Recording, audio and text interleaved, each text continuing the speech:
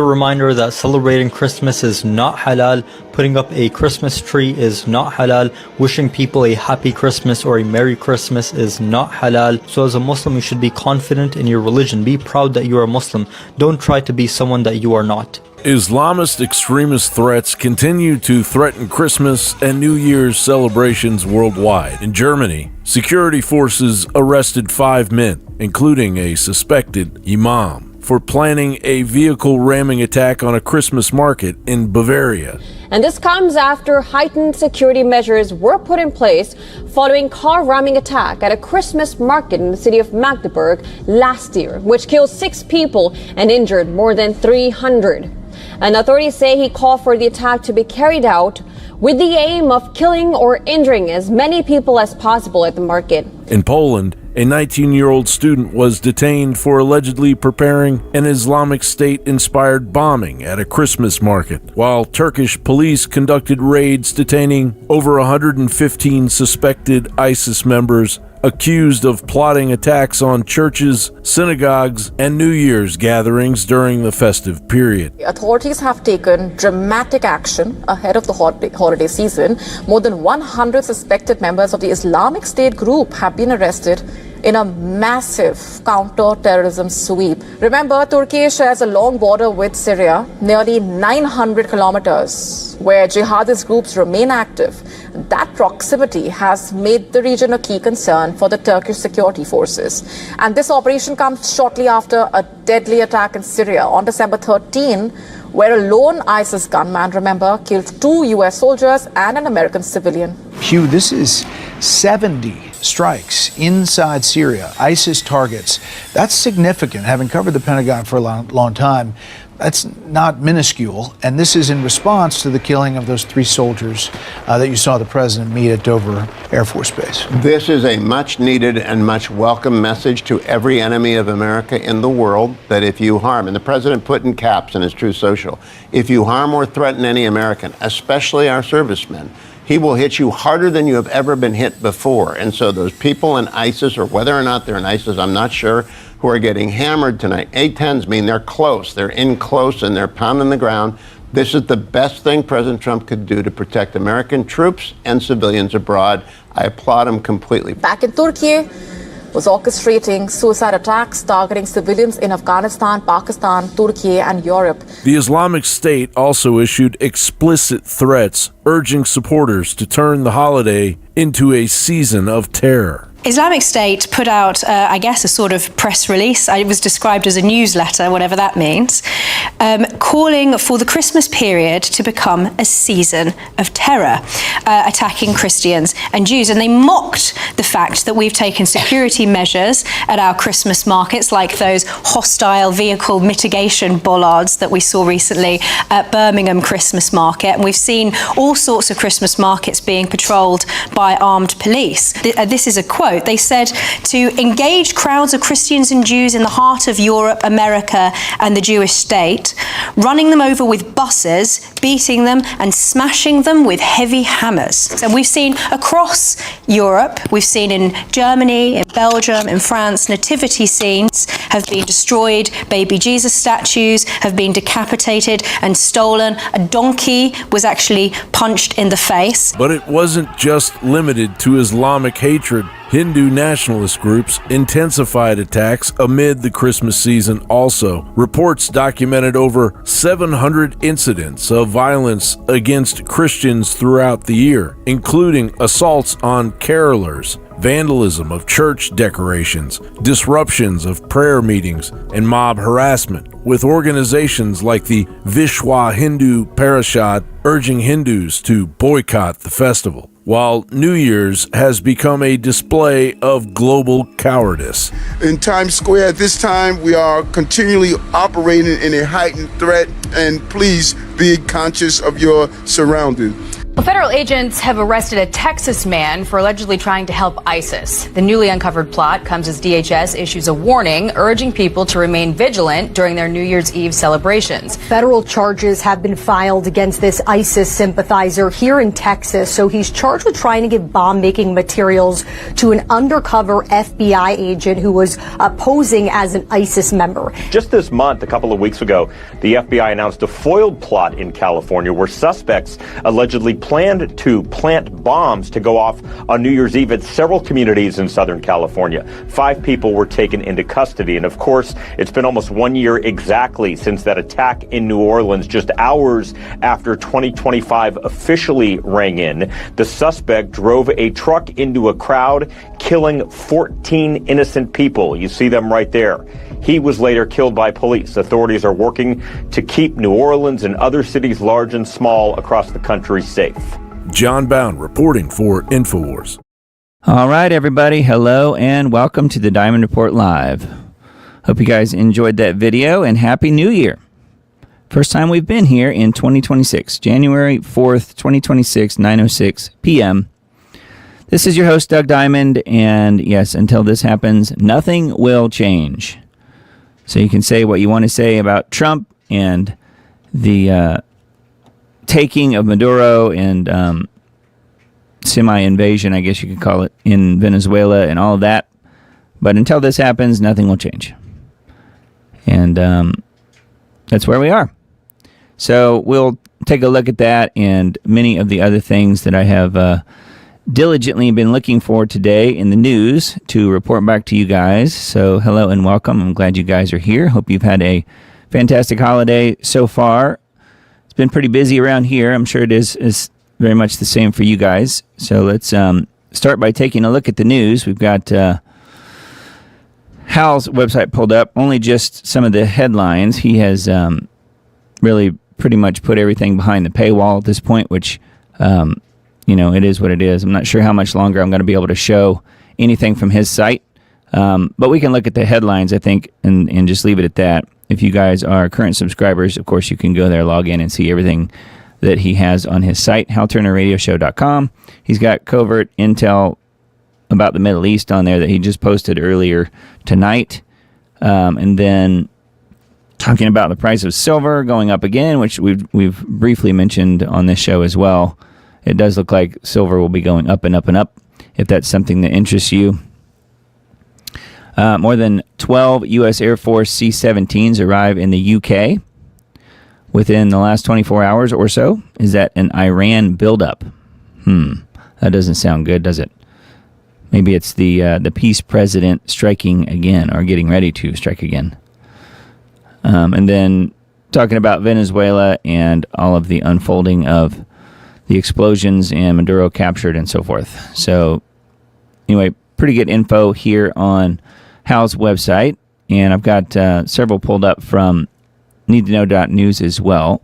Trump's overthrow of Venezuelan President Maduro unconstitutional. Rep. Massey criticizes the attack. And you've got the Star Wars logo, but it says Stop Wars. I like that. So I don't know. There's a lot of people screaming that it's unconstitutional, and perhaps it is in one way, and yet there are other ways that apparently it's not. So I'm not really sure what to think on that quite yet. Here's what this article says. The U.S. military, under the veil of darkness, carried out a large-scale strike in Caracas, Venezuela, and captured the country's president and his wife, according to Trump.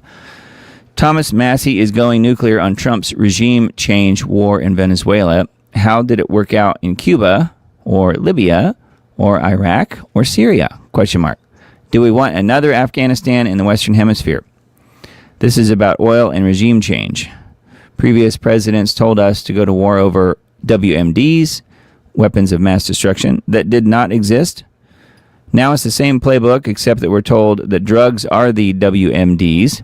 James Madison warned us that in no part of the Constitution is more wisdom to be found than in the clause which confides the question of war and peace to the legislature, not the executive. The framers understood a simple truth. To the extent that war-making power devolves to one person, liberty dissolves.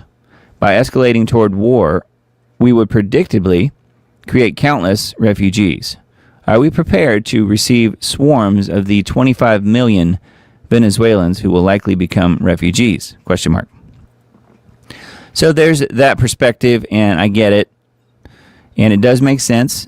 Although I've heard a lot of Venezuelans online out there, people all over the world, whether they're in the U.S. or just in other parts of South America or whatever, celebrating what's happened. So I can't really say that we are going to have 25 million Venezuelan refugees swarming into this country. I mean, Biden already let a lot of them in, and Maduro was responsible for, essentially opening up his prisoners and letting the worst of the worst come to the United States already. So that's already happened to a large extent. Now, will it be worse now because of all this? I don't know. It remains to be seen. I think the verdict is still out on this, and we'll see what happens. This one is another one that I pulled up from the same site. Not really related to that, but I just wanted to mention it because it's something that we hint at and talk about every now and then with regard to Big Pharma on the show a lot. And this is about Alzheimer's in particular. But it's called The Great Alzheimer's Scam and the Proven Cures That They've Buried for Billions.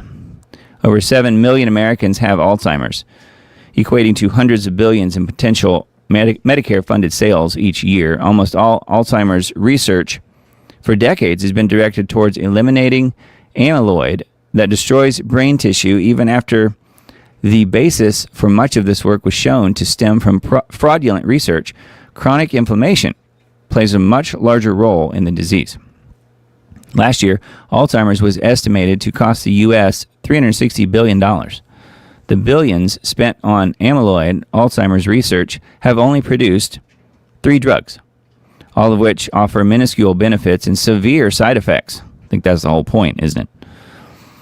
That was a little sidebar added by me. Other affordable remedies are available. DMSO, for example, has incredible neuroprotective qualities that have spared many stroke and spinal cord injury victims from a life of incurable disability. Decades of forgotten research also shows it treats cognitive impairment and dementia. And of course it says need-to-know.news does not give medical advice but reports the news. Please consult with your own health experts before using any treatment, which of course, same here. So anyway, yeah, I do think that this is worth a look. And a lot of people are reporting that Alzheimer's is, at least in part, related to heavy metals. And of course, we're breathing in heavy metals from the geoengineering fallout. That's one source. It's called nanoparticles. Nanoparticles of aluminum in particular, something Mr. Dane has talked about on GeoWatch for many years and has had doctors on talking about how it's related to Alzheimer's and so forth. And in fact, even the bees are suffering now, apparently. Bees with Alzheimer's-like symptoms. So yes, part of it is coming down in the geoengineering fallout. And then, of course, some of it is being absorbed as far as the containers that foods are in, the packaging foods are in, things like that. So going on a diet that restricts and helps to get rid of heavy metals seems to be something that is beneficial for people to do who have these sorts of symptoms. And then, of course, the big one is taking the VAXXs, which are loaded with aluminum.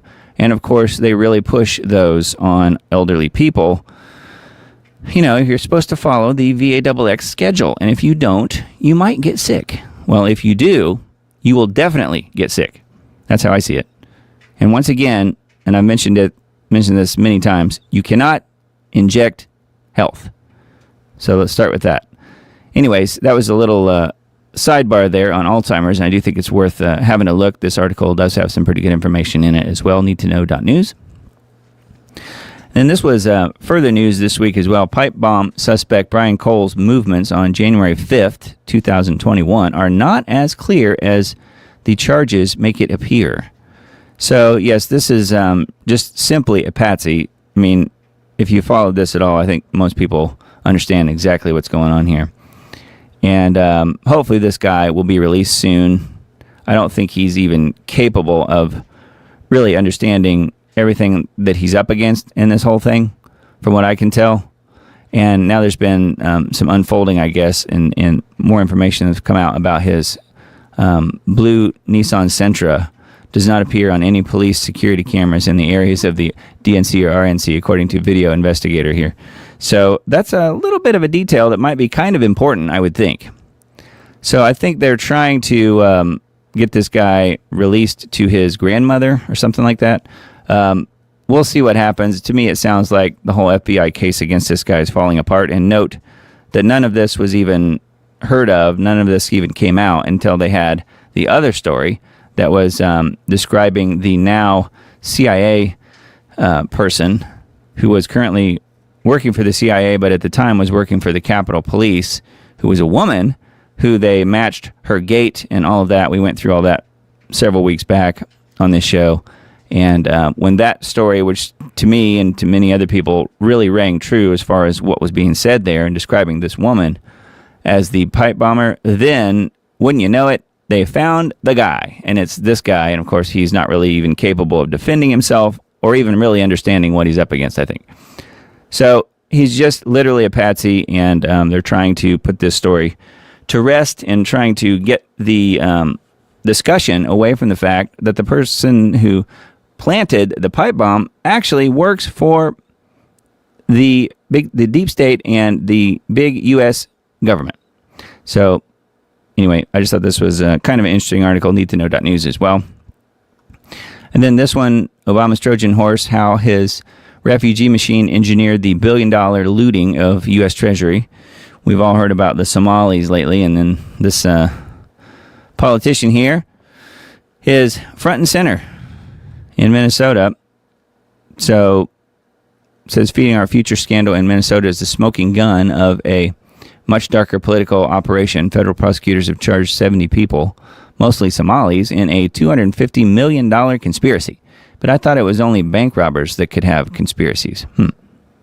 Maybe not.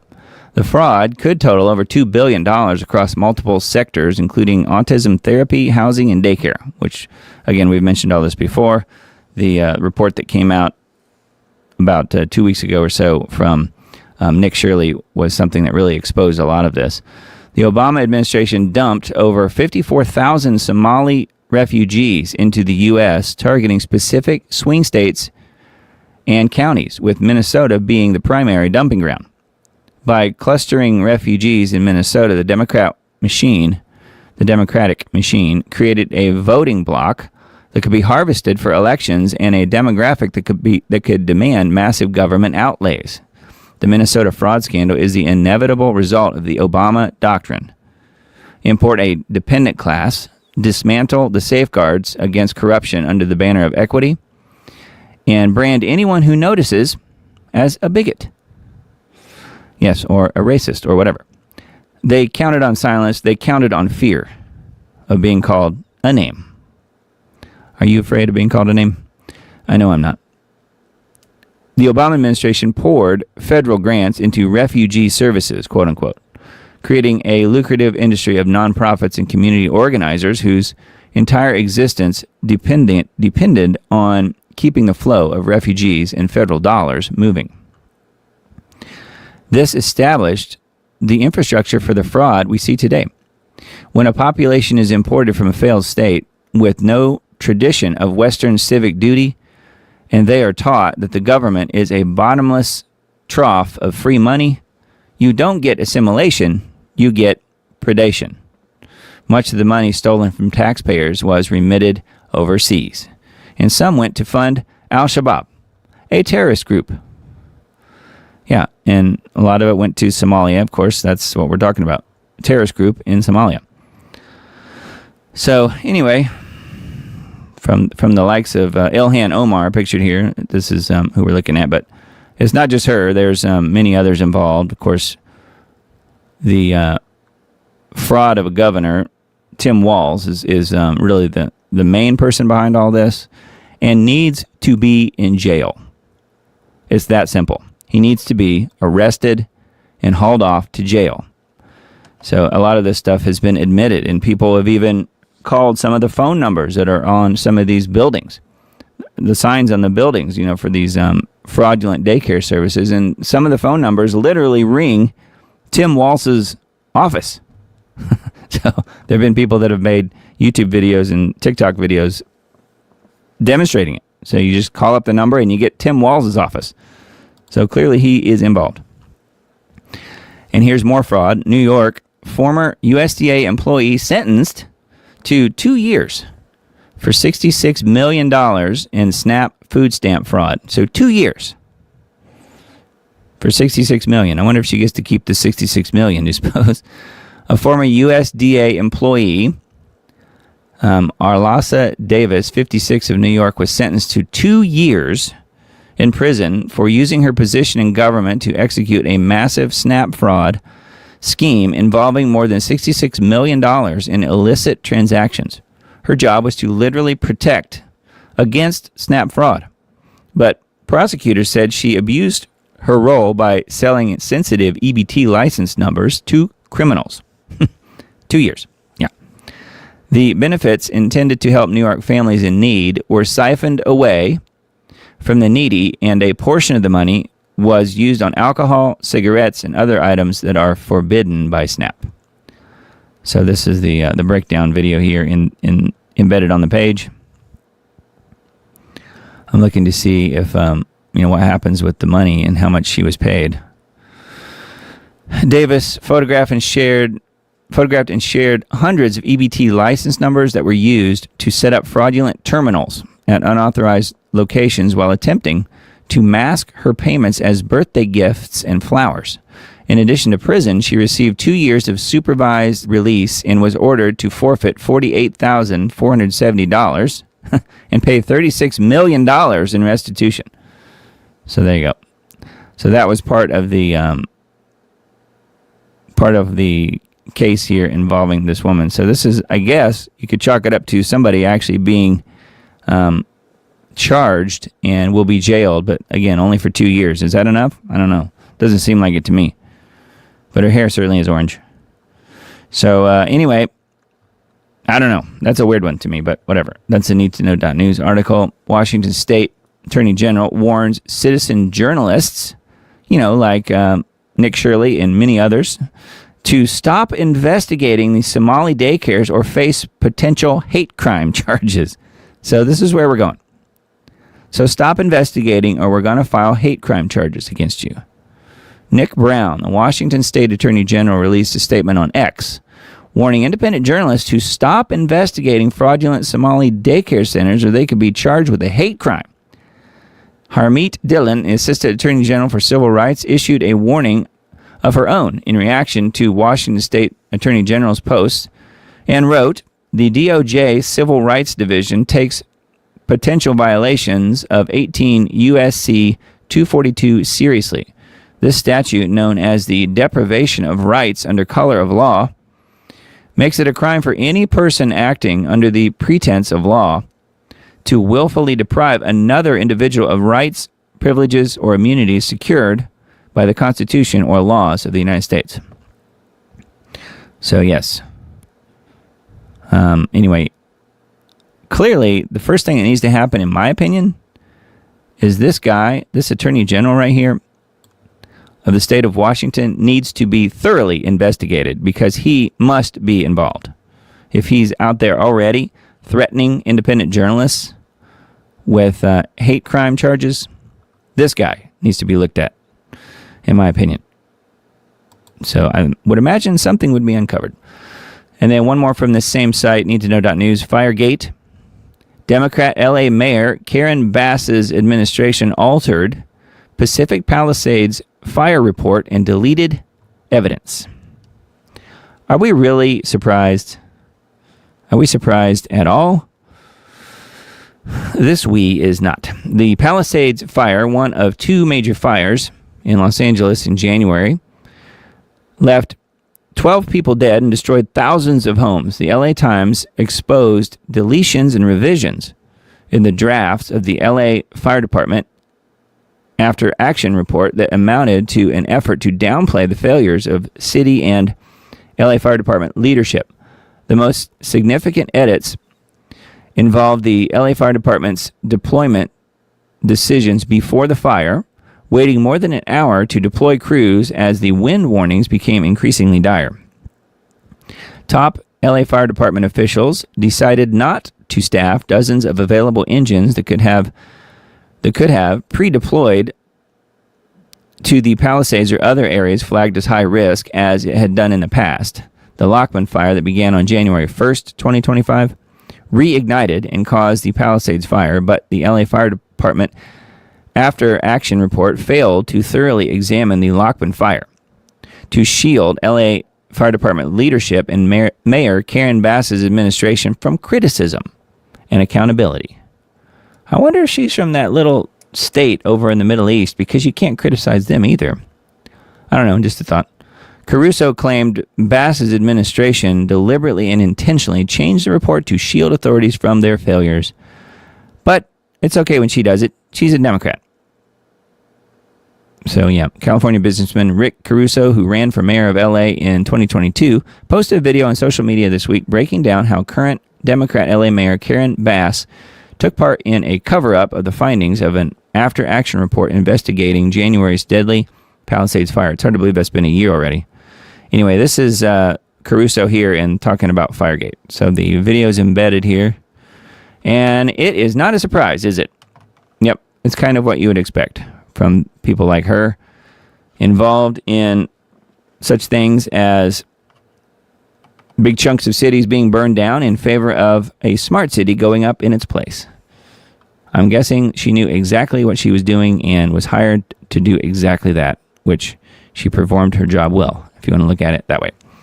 LibertyBeacon.com. Operation Absolute Resolve, why Trump went off script. And this says, it will not matter. Trump blew apart the carefully constructed narrative presented earlier for the seizure of Venezuelan President Nicolas Maduro and his wife.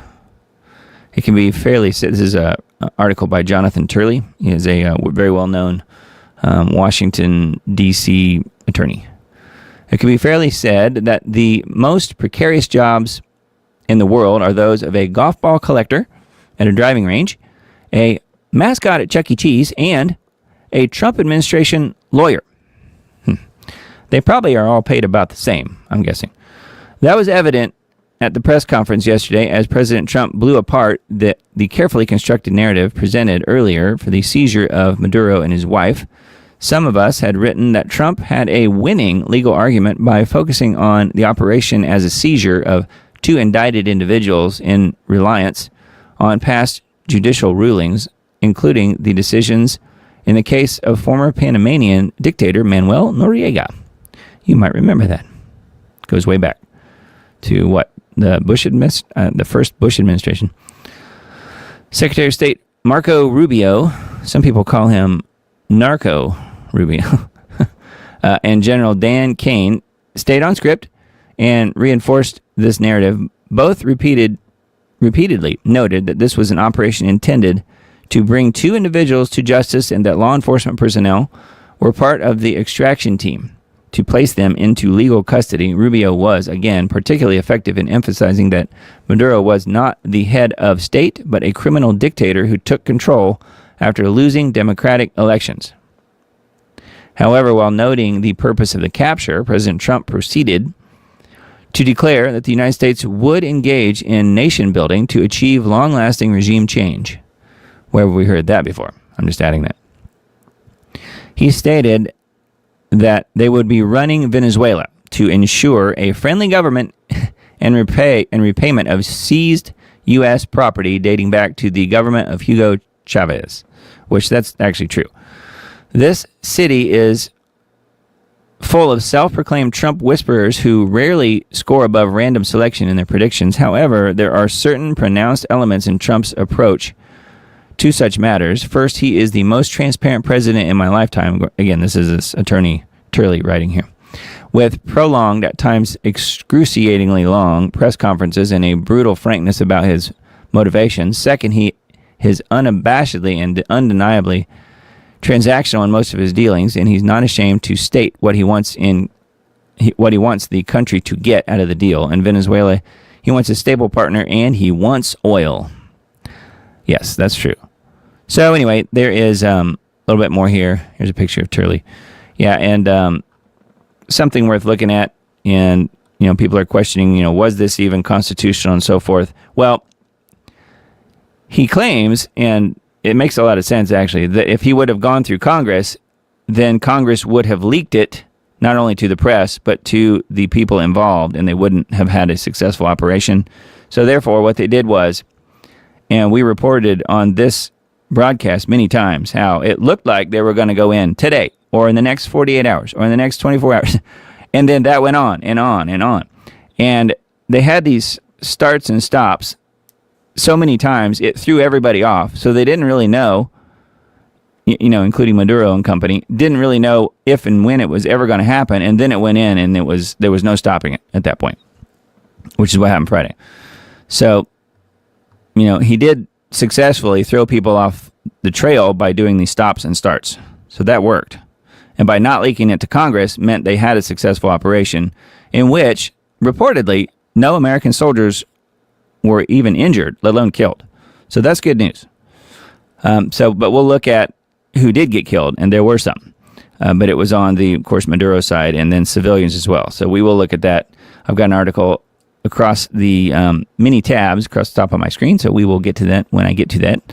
Prosecutors charge Maduro, along with his wife and son, with drug trafficking. Venezuela will likely turn out to be one of the global epicenters, if not the, of everything bad, such as industrial-scale election fraud, human trafficking, drug and adrenochrome production. How about that? Whatever has been happening to bring rot and destruction into our wider world. The White Hats have known this for forever, for a long time. Well, the White Hats, whoever you want to call that. I don't know if I buy that. But, Ricardo Bossi is somebody that I've heard him speak before. He is I think a wannabe politician in, looking to see if he's on here, in Australia. I don't see him. Well, anyways, he says that Venezuela has already been dealt with legally and militarily, which is why it is now permitted to be in public view. An interesting thought doing the rounds is, has Maduro been helping this cause on the good side or not? Has he actually been working with Trump? Intriguing, because it's all a movie. January 3rd, 2020 was the date on which Qasem Soleimani, likely a prolific pedophile and etc., under deep state control, was taken down. Or was he actually a facilitator or an good guy in this regard? Crazy? Question mark. Recall that red ring he was sporting in photos. Now Venezuela, January 3rd, 2026. Here's what Maduro is being charged with. Is he the famed first arrest? Question mark.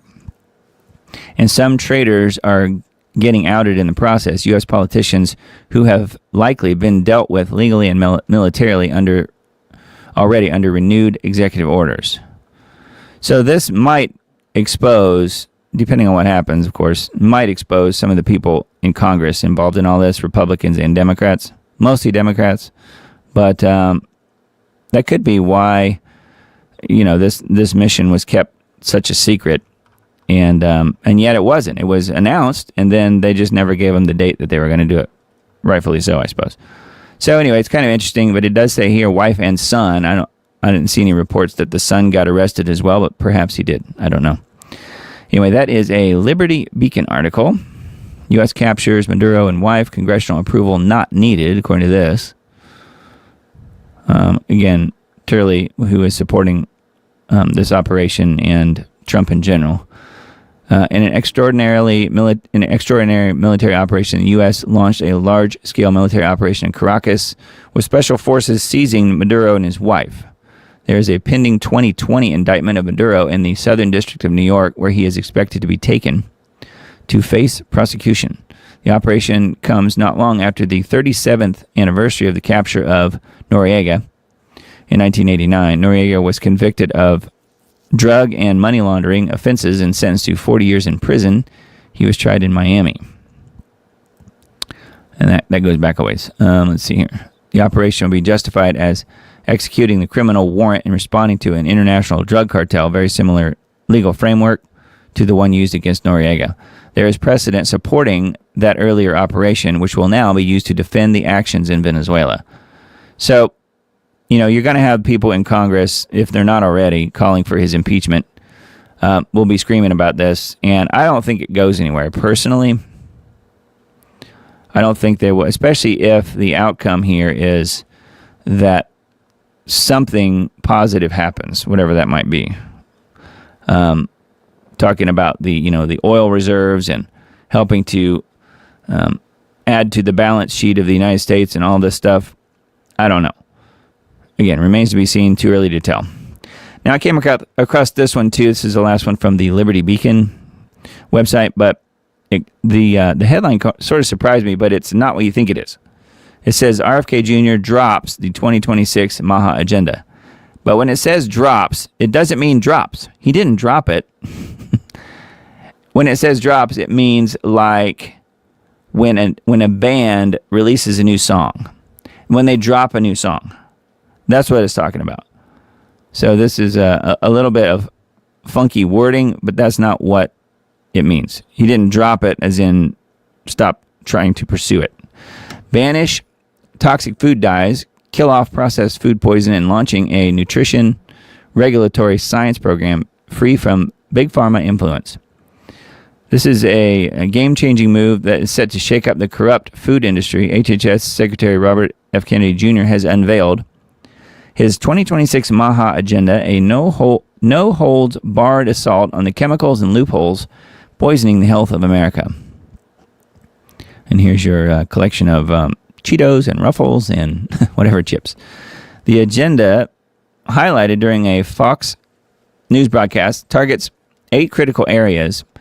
GRAS, G-R-A-S, reform to close loopholes for untested additives, updating dietary guidelines to prioritize real nutrition over junk science, defining ultra-processed foods, front-of-pack labeling for radical transparency, and then a chemical review overhaul to weed out toxins, banning petroleum-based food dyes linked to hyperactivity and worse, enhancing infant formula safety, and launching a nutrition regulatory science program free from big pharma influence. Yeah, I think that's all good. I'm glad that's being pursued, but why is he not out there talking about what's going on as far as the geoengineering programs? He clearly knows about it because he has literally interviewed Mr. Dane before he became head of HHS. So I don't know. But he's not dropping the Maha agenda. It is being announced here, and it's being pursued.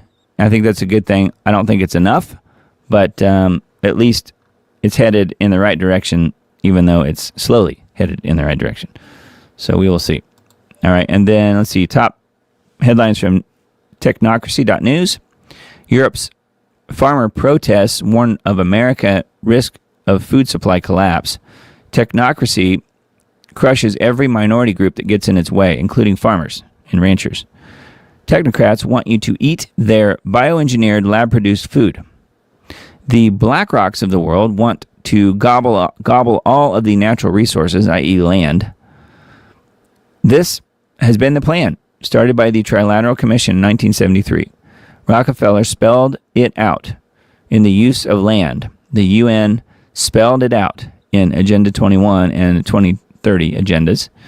Larry Fink, a trilateral, spelled it out with the tokenization of all assets, meaning the digitalization of all assets is what that means.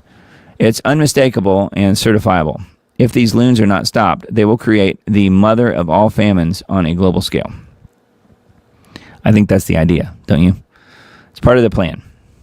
Anyway, that is a technocracy.news article. TSA starts collecting DNA with law now in effect at U.S. airports. So did you know about this? Do you put up with TSA because they keep you safe when you get on an airplane? Well, forget that. There is no public evidence that TSA has caught any person actually carrying out or imminently attempting an Islamist terrorist attack or an at an airport checkpoint in the last 5 years, and experts generally note that TSA's screening programs have not credibly documented a single terrorist caught at the checkpoint in their entire history. Now the door opens for TSA to collect your DNA. How about that? Yeah, last time I flew was when we went on a trip exactly a year ago to and from Vegas for a few days. And you guys, if you were around and listening to the show then, I was talking about things then. And yes, I did, because I didn't want to go through the cancer screening system, I did opt out. And of course, that means you get the pat down and all that stuff, which I was expecting. But I made it a point to ask both of the men who performed that, just the pat down, and they were both very nice. One here in Nashville, and then one coming back home that was in Vegas. I asked both guys, have they ever caught anybody with a weapon, or have they ever stopped any sort of terrorist attack? And both of them answered no. But one guy had seen somebody that had a knife, a pocket knife.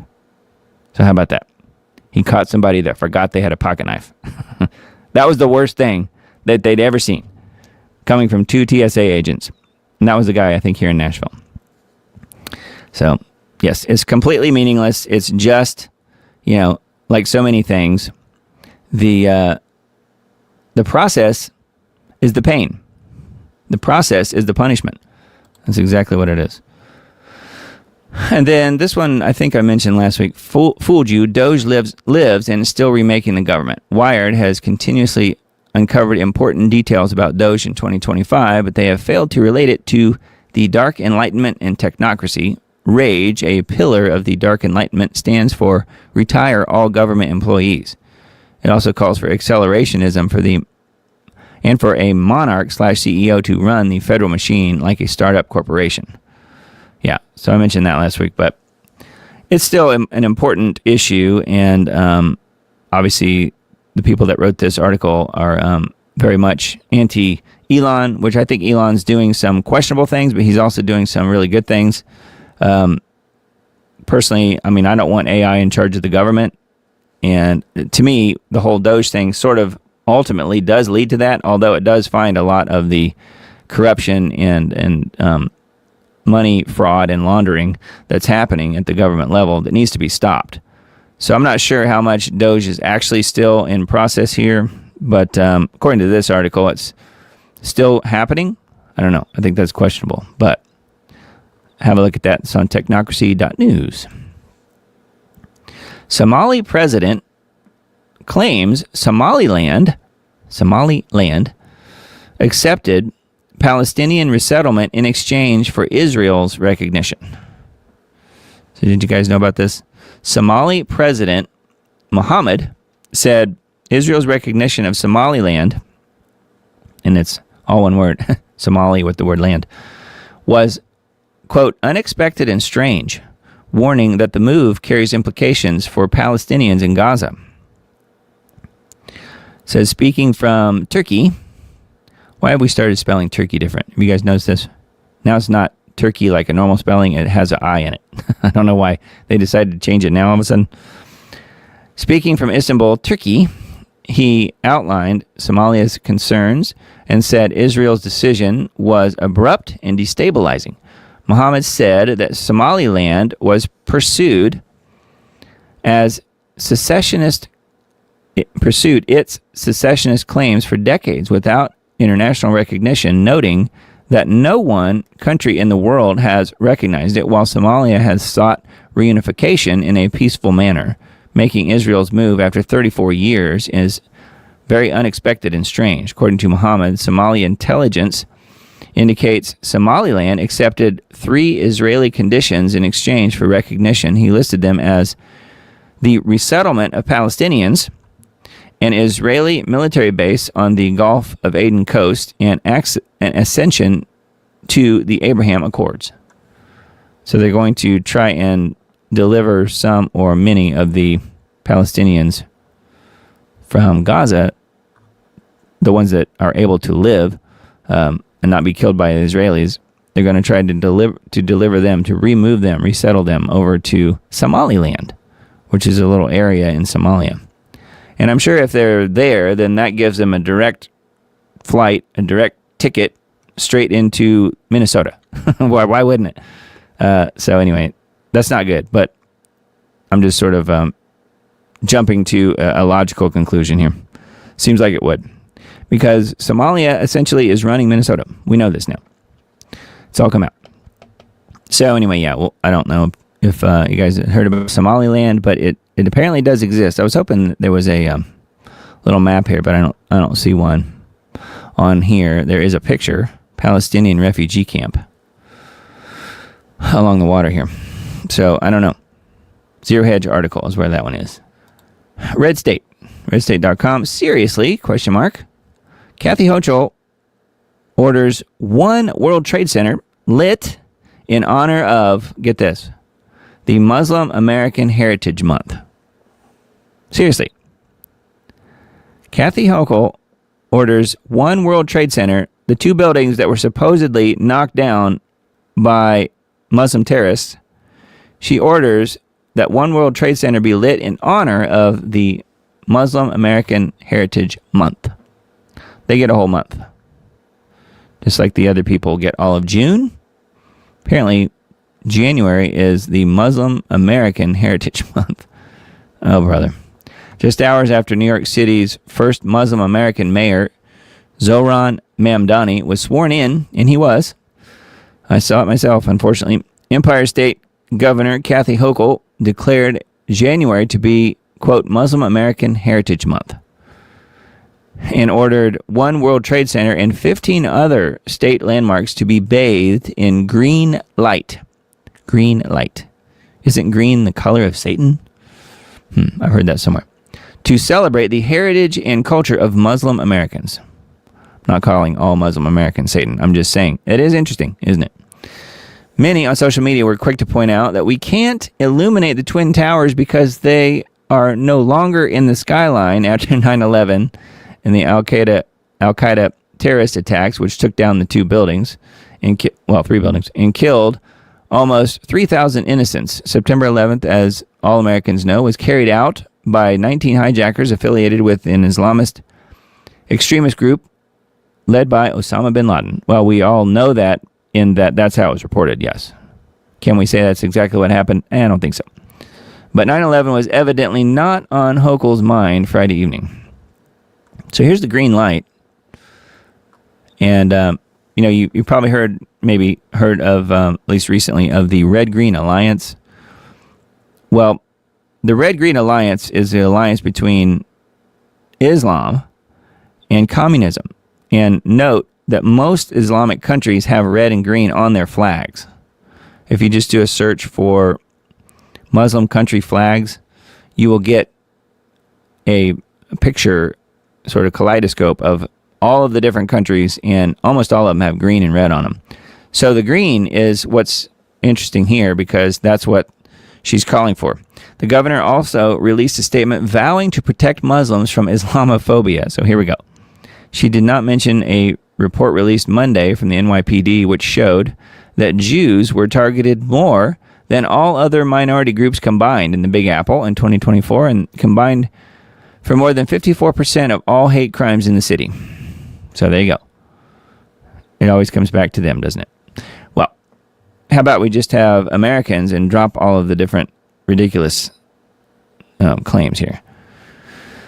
Meanwhile, Mamdani, in one of his first acts in office, rescinded several executive orders from his predecessor, Eric Adams, that targeted anti-Semitism. The State of Israel and many Jewish organizations were outraged. But were they surprised? You wouldn't think so, would you? Anyway, this is all on Red State. There's some other information on this page, but thought it was kind of interesting. Yep. Kathy Hochul, World Trade Center, lit in honor of the Muslims. Makes perfect sense. So this one, see the fire. New video shows fire spreading at a bar at a Swiss ski resort with guests failing to react. At least 40 people died. They stayed there long enough to video it.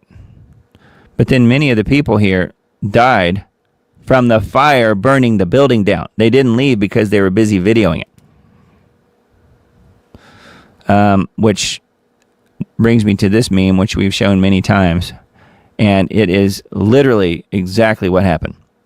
This is fine. Fire's all around him. What he's not doing, though, in this picture is he's not videoing the fire. That would be better.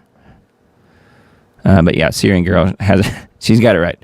She's got a good X channel, by the way. If you've never heard of Syrian girl, you can find her on X. So yes, this is fine. Just let it burn down. China is, quote, deeply shocked by Maduro capture hours after sending diplomats to Venezuela. Yeah, there were Chinese diplomats apparently in Venezuela at the time of the capture here, which is pretty interesting. Chinese Foreign Ministry issued an incensed statement on Saturday condemning an American law enforcement action in Caracas that resulted in the capture of longtime Venezuelan dictator Maduro, whose last public appearance was a meeting with top Chinese diplomats. Here's a photo right here, looking to see what they were talking about. Well, there were a lot of connections between China and Venezuela. Some of it had to do, of course, with the whole voting and election fraud craziness that was happening, with all of the different, was it Dominion and some of the other election voting machine type things. Looking to see if that's even mentioned on here. I don't see it, but who knows what they were talking about. But it is interesting that the capture happened while there was a group of diplomats there. Probably not an accident. MTG condemns Trump's takedown of socialist Maduro. MTG said on Saturday, she further ruptured her once strong relationship with Trump as she slammed the raid that captured Maduro as a betrayal of MAGA principles. Americans' disgust with our own government's never-ending military aggression and support of foreign wars is justified because we are forced to pay for it, and both parties, Republicans and Democrats, always keep the Washington military machine funded and going. This is what many in MAGA thought they voted to end. Yes, well, they thought wrong, didn't they? If the U.S. military action and regime change in Venezuela is really about saving American lives from deadly drugs, then why hasn't the Trump administration taken action against the Mexican cartels? She wrote, noting that Mexican cartels are primarily and overwhelmingly responsible for killing Americans with deadly drugs. Fentanyl is responsible for over 70% of U.S. drug overdose deaths, and fentanyl comes from Mexican cartels, made with chemical precursors from China, and trafficked across the U.S.-Mexico border. That's all true. Yeah, it comes in from Mexico by way of California, oftentimes, and not from Venezuela. Now, that doesn't mean no fentanyl comes in from Venezuela, but it's being blown out of proportion, primarily because that was what Trump described, when he was blowing up the narco boats, that it was all boats loaded with fentanyl, which, of course, it couldn't possibly be true, because if that were the case, you would have mass fish die-offs and fish kills in those areas where those boats were exploded and the fentanyl all went in the water. It wasn't fentanyl. It had to be something else. Now, it could have been cocaine. I don't know. But it ain't what we're told, is what I'm saying. So anyway, MTG is not happy. And she's not the only one. Many people are not. So that's on the Western Journal. Further information on there. And then this one I thought was interesting. This is I guess a local, Kentucky channel. WDRB.com is where it is. Former clerk says illegal immigrants paid $200 under the table for Kentucky driver's licenses. Now, I don't think that's CDLs. I don't think that's commercial driver's licenses. Let's look. This person, Melissa Mormon, claims the scheme happened 4 or 5 times a day for at least 2 years at multiple branches across the state. Former clerk at Kentucky driver's licensing branch said co-workers sold illegal immigrants driver's licenses they couldn't obtain legally, charging $200 per license. They must have been just pocketing the money, I suppose. She claims the scheme happened 4 or 5 times a day for at least 2 years at multiple branches across the state. I wonder why it took her so long to say something. The employees were being paid under the table. Yeah. So she is saying here that the supervisor knew, her supervisor knew, because she told him. She worked at Louisville's NIA Center licensing branch through Quantum Solutions, interesting name, a staffing service contracted by a Commonwealth to supplement personnel at regional offices. So yes, illegals paying $200 under the table to get a driver's license and not have to do any sort of test or anything else. They just handed a license and said, here, go off and kill as many people as possible. Essentially, they were told that. They weren't, but they really were. So anyway, if you live in Kentucky, just be ready. And I'm sure it's happening, probably in many states, maybe all the states.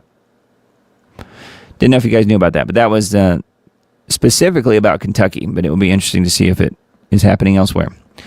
Rubio, U.S. won't govern Venezuela, but will press for changes via oil blockade.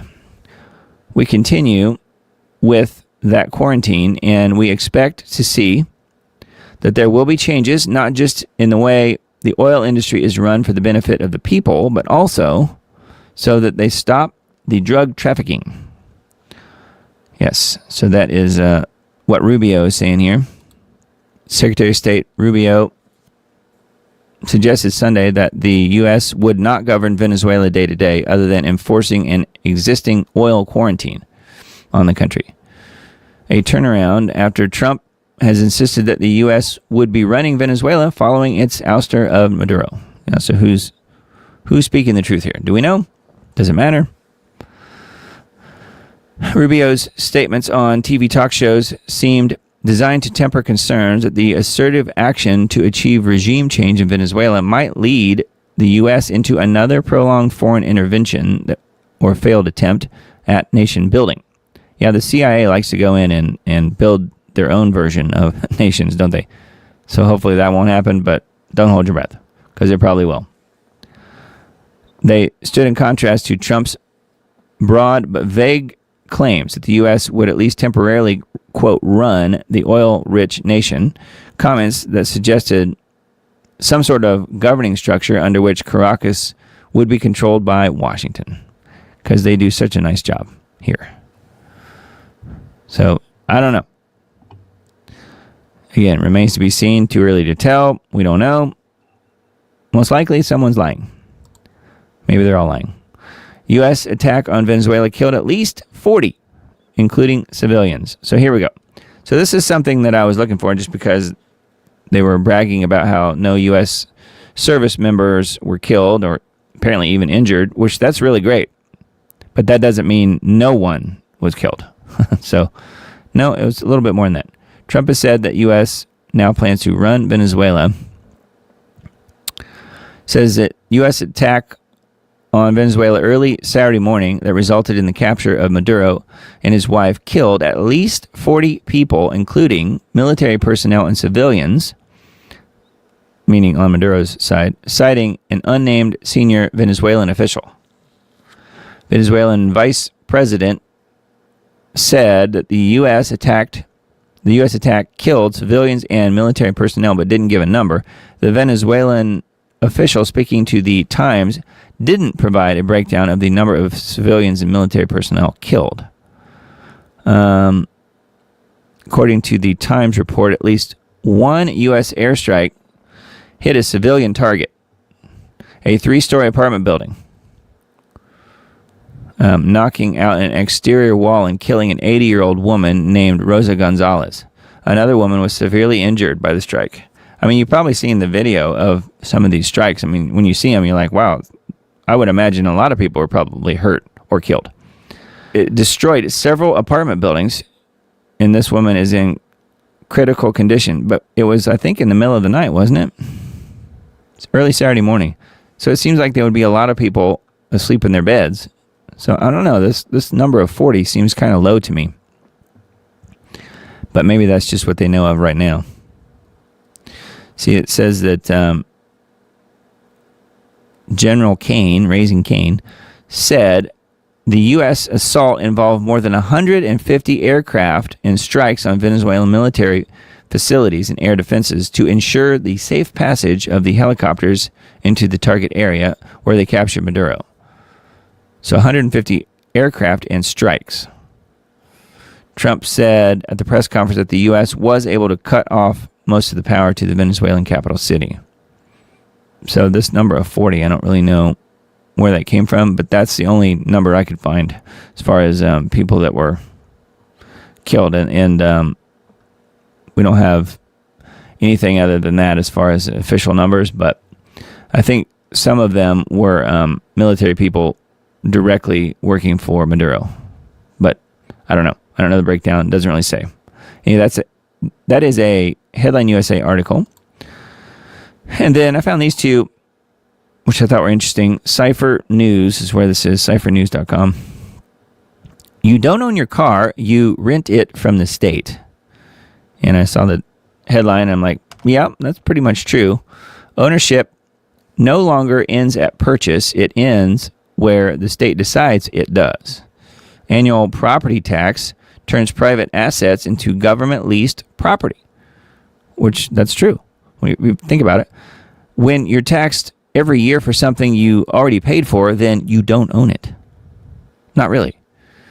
And that's true. Says a woman in Virginia has come to realize something that most Americans probably never fully think through. Even after you buy a car, even after it's paid off, even after sales tax, registration fees, and insurance, the state still sends you a bill every single year. Not for driving it, not for registering it, just for owning it. Which begs the question, do you really own your car? Let's break it down. In Virginia, this fee is called a personal property tax. It applies to cars, trailers, campers, RVs, boats. Basically, if the county says you own it, the county says you owe. The tax is based on an assessed value set by the government multiplied by a rate per $100, then charged for every month the property is in your possession. 12 months of ownership means 12 months of taxation. In this case, the bill comes once a year right around Christmas for $2,144.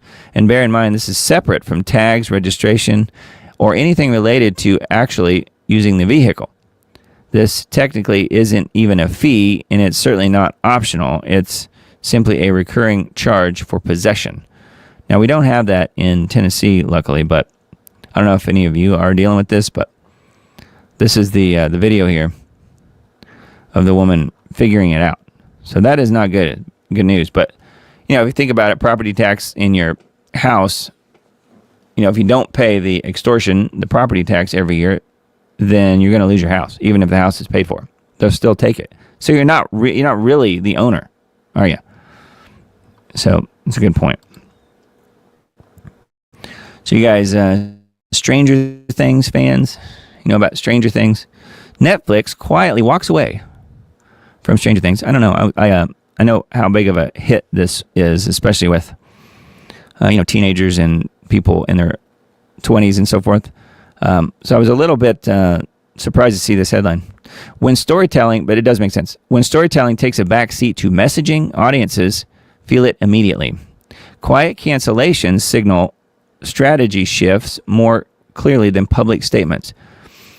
When even proven creators lose leverage, the system has stopped rewarding merit. It says after nearly a decade, Netflix's long-standing original series Stranger Things has officially ended. Yeah, it just did. I think it was just right after Christmas, just in the last few days.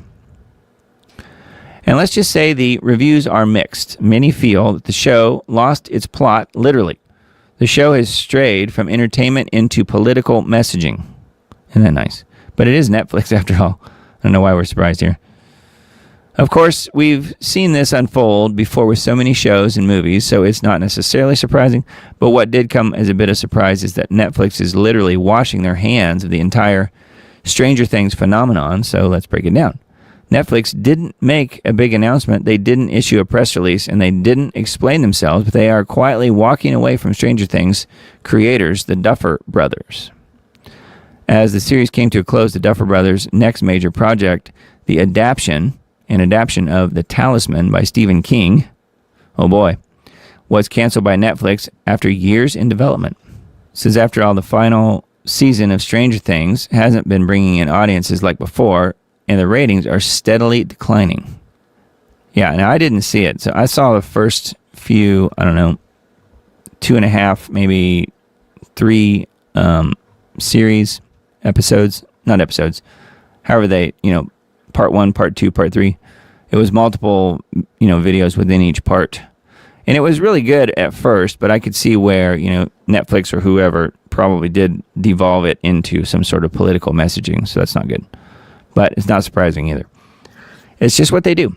Take a good thing and ruin it. Pretty cool music, though, I must say. All right, Elon Musk and President Trump have dinner together after Maduro's arrest. How about that? They're celebrating, I suppose. Musk and Trump shared an intimate dinner at Mar-a-Lago this weekend, less than 72 hours after a dramatic U.S. military operation captured Venezuelan dictator Maduro. I don't see Maduro at one of these tables, though. Wouldn't that be funny? Elite Delta Force operatives stormed Maduro's fortified residence in Caracas under cover of night, disabling air defenses and with precision strikes, and captured the beleaguered leader as he attempted a frantic escape. Yeah, looking to see if it says anything more about why with Musk here. The Mar-a-Lago dinner, which included key Trump advisors and several Silicon Valley executives, was hailed by Musk on social media as a win for the world and a decisive message to authoritarian regimes. Congratulations, President Trump! ! This is a win for the world and a clear message to evil dictators everywhere. Oh, okay. So Musk was very much a supporter here of Trump and what happened with Maduro. So, okay, that makes a little more sense. So apparently they are mending their relationship, which I think that's good, but maybe not. I don't know. It's hard to say. But that is a Gateway Pundit article. And then this one I thought was kind of neat, just from a Christian standpoint. Amazing. Scott Adams says he is converting to Christianity after friends witnessed to him. Please pray for Scott Adams. Last May, the Dilbert creator, Scott Adams, announced he has an aggressive form of prostate cancer that has spread to his bones. In addition to the Dilbert comic strip, Adams has a podcast dubbed Coffee with Scott Adams, where he often voices his support for Trump. Adams was one of the first people to predict a Trump 2016 victory. The 68-year-old male announced on his podcast in May, just one day after Biden announced that he had prostate cancer that metastasized and spread to his bones. At the time of the cancer announcement, Adams said he has weeks, maybe a few months to live. So I have the same type of cancer Biden has, he said. Says the odds of him recovering are essentially zero. So anyway, there's a picture of him right here. If you forgot what he looks like, there he is there. He's in this video. He is becoming a Christian after friends witnessed to him. How about that? Says, so I have great respect for people who care enough that they want me to convert and then go out of their way to try and convince me. So you're going to hear for the first time today that it is my plan to convert. I still have time, but my understanding is you're never too late. To my Christian friends, yes, it's coming, so you don't need to talk me into it. I'm completely convinced that the risk and reward is completely smart. If it turns out that there's nothing there, I've lost nothing. If it turns out that there is something there, like heaven, and the Christian model is the closest to it, I win, he says. Pray for Scott Adams as he faces his last days or weeks on earth. Yeah, so that's good news. Even though it's a bad diagnosis, neat that he's made that decision for Christ. So I thought that was pretty interesting. That is a Gateway Pundit article as well. Let's see. On RT, we've got several Venezuela articles as well. I won't go into them too deeply because you guys can look these up. Or just be on the Substack list, and I will add these in the links that I send out in a few days. Probably Tuesday. Trump demands total access to Venezuelan oil. Acting President Delcy Rodriguez, I think that's maybe the vice president, has vowed to defend the country's natural resources from plunder. Yeah. So there's Maduro giving the double thumbs up, whatever that means. Apparently they're not beating him too badly. I'm surprised how much he looks like Saddam Hussein. Have you ever noticed that? He looks just like him. Trump has threatened Venezuela's interim president with a bigger price than the one paid by her recently captured predecessor. In the early hours of Saturday, American forces swooped in and grabbed Maduro. Yep. In Maduro's absence, Venezuelan Supreme Court has granted Rodriguez, who served as vice president, presidential powers and ordered her to immediately assume office in an acting capacity. However, if she doesn't do what's right, she's going to pay a very big price, probably bigger than Maduro, Trump said. We need total access. We need access to the oil and other things in their country that allow us to rebuild their country. So yes, it's just for the people. Trump just did it for the kids. Yeah, anyway. After carrying out regime change operation in oil-rich Southern American country on Saturday, Trump said Washington will run Venezuela until such time as a proper transition can take place. We're in charge, he said. I think he means it, don't you? But I can't see it only being just briefly. My guess is briefly might mean decades. We'll see. But let's hope that Venezuela is not Spanish for Vietnam. Because I've mentioned that before, and a lot of people thought we were going to get mired down in it, and we might still, but right now, that hasn't happened yet. All right, and then this one, she has no support or respect. Trump trashes Venezuelan Nobel Prize winner's claim to power. U.S. President has claimed that Maria Corina Machado, somebody that we've mentioned on this show before, back when she won the Nobel Peace Prize, that she's a very nice woman who is unfit for office. Yeah, I think she dedicated her win of the Peace Prize to Trump, even though he didn't get it. She said he deserved it. Well, anyway, he's saying that she's a very nice woman, but she's unfit for office. So that's interesting. Talking about what happened with Maduro and so on and so on. I think it'd be very tough for her to be the leader, Trump says.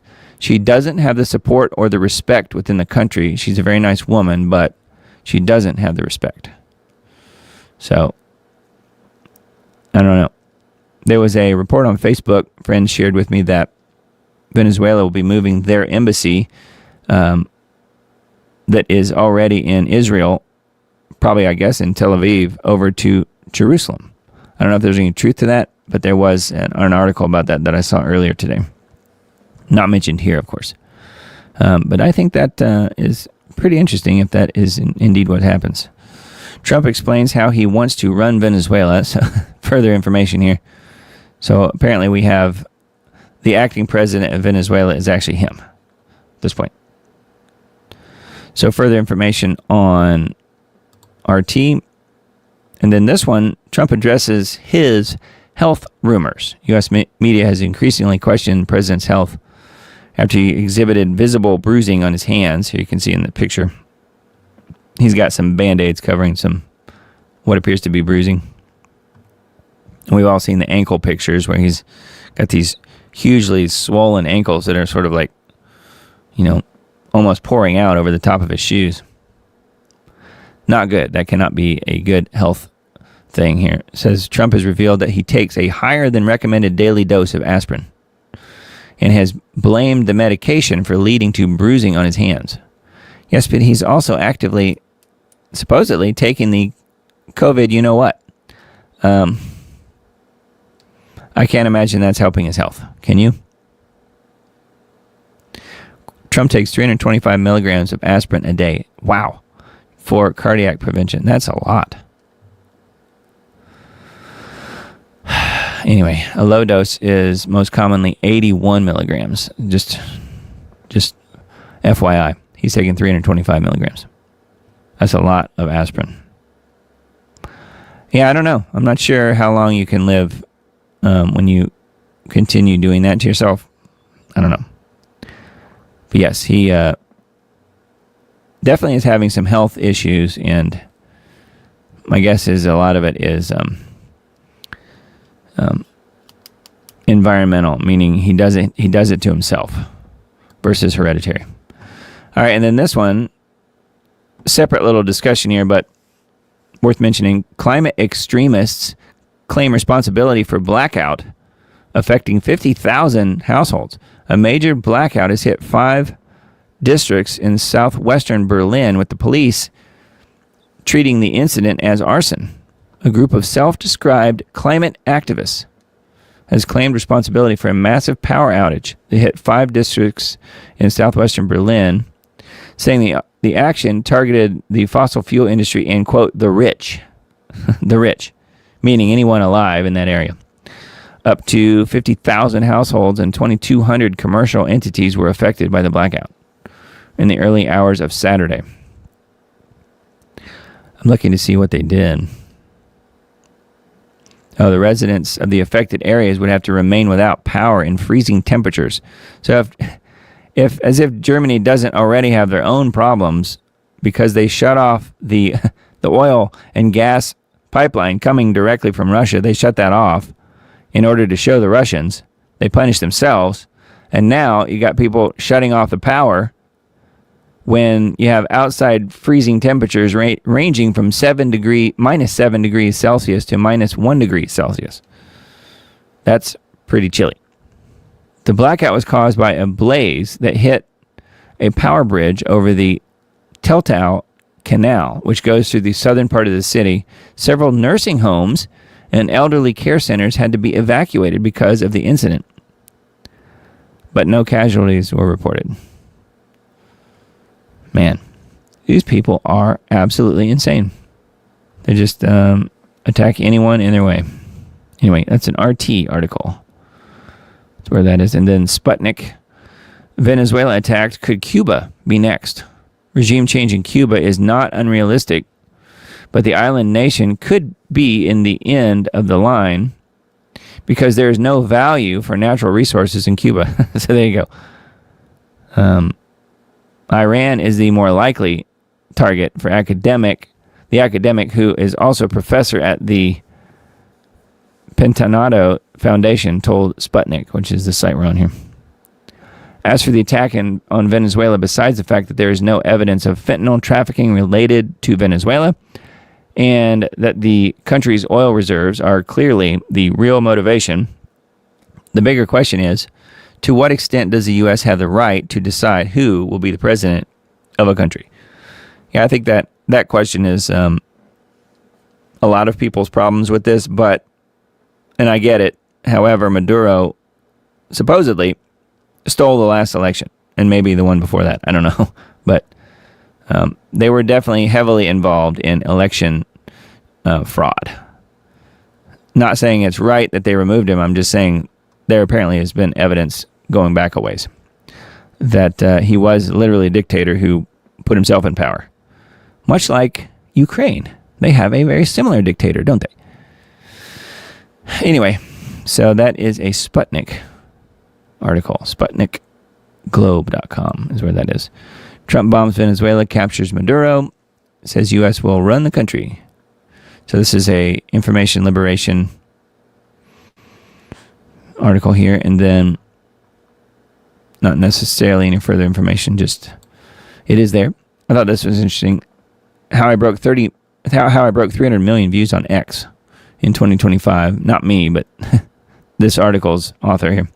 2025 was the year I broke out of containment on X and ranked up over 300 million views, with X and Facebook crushing outside links and Google suppressing info liberation, meaning this website, in search results and banning me from Google News and AdSense for the crime of being right and ahead of the trends. I decided to go all in on clipping this year.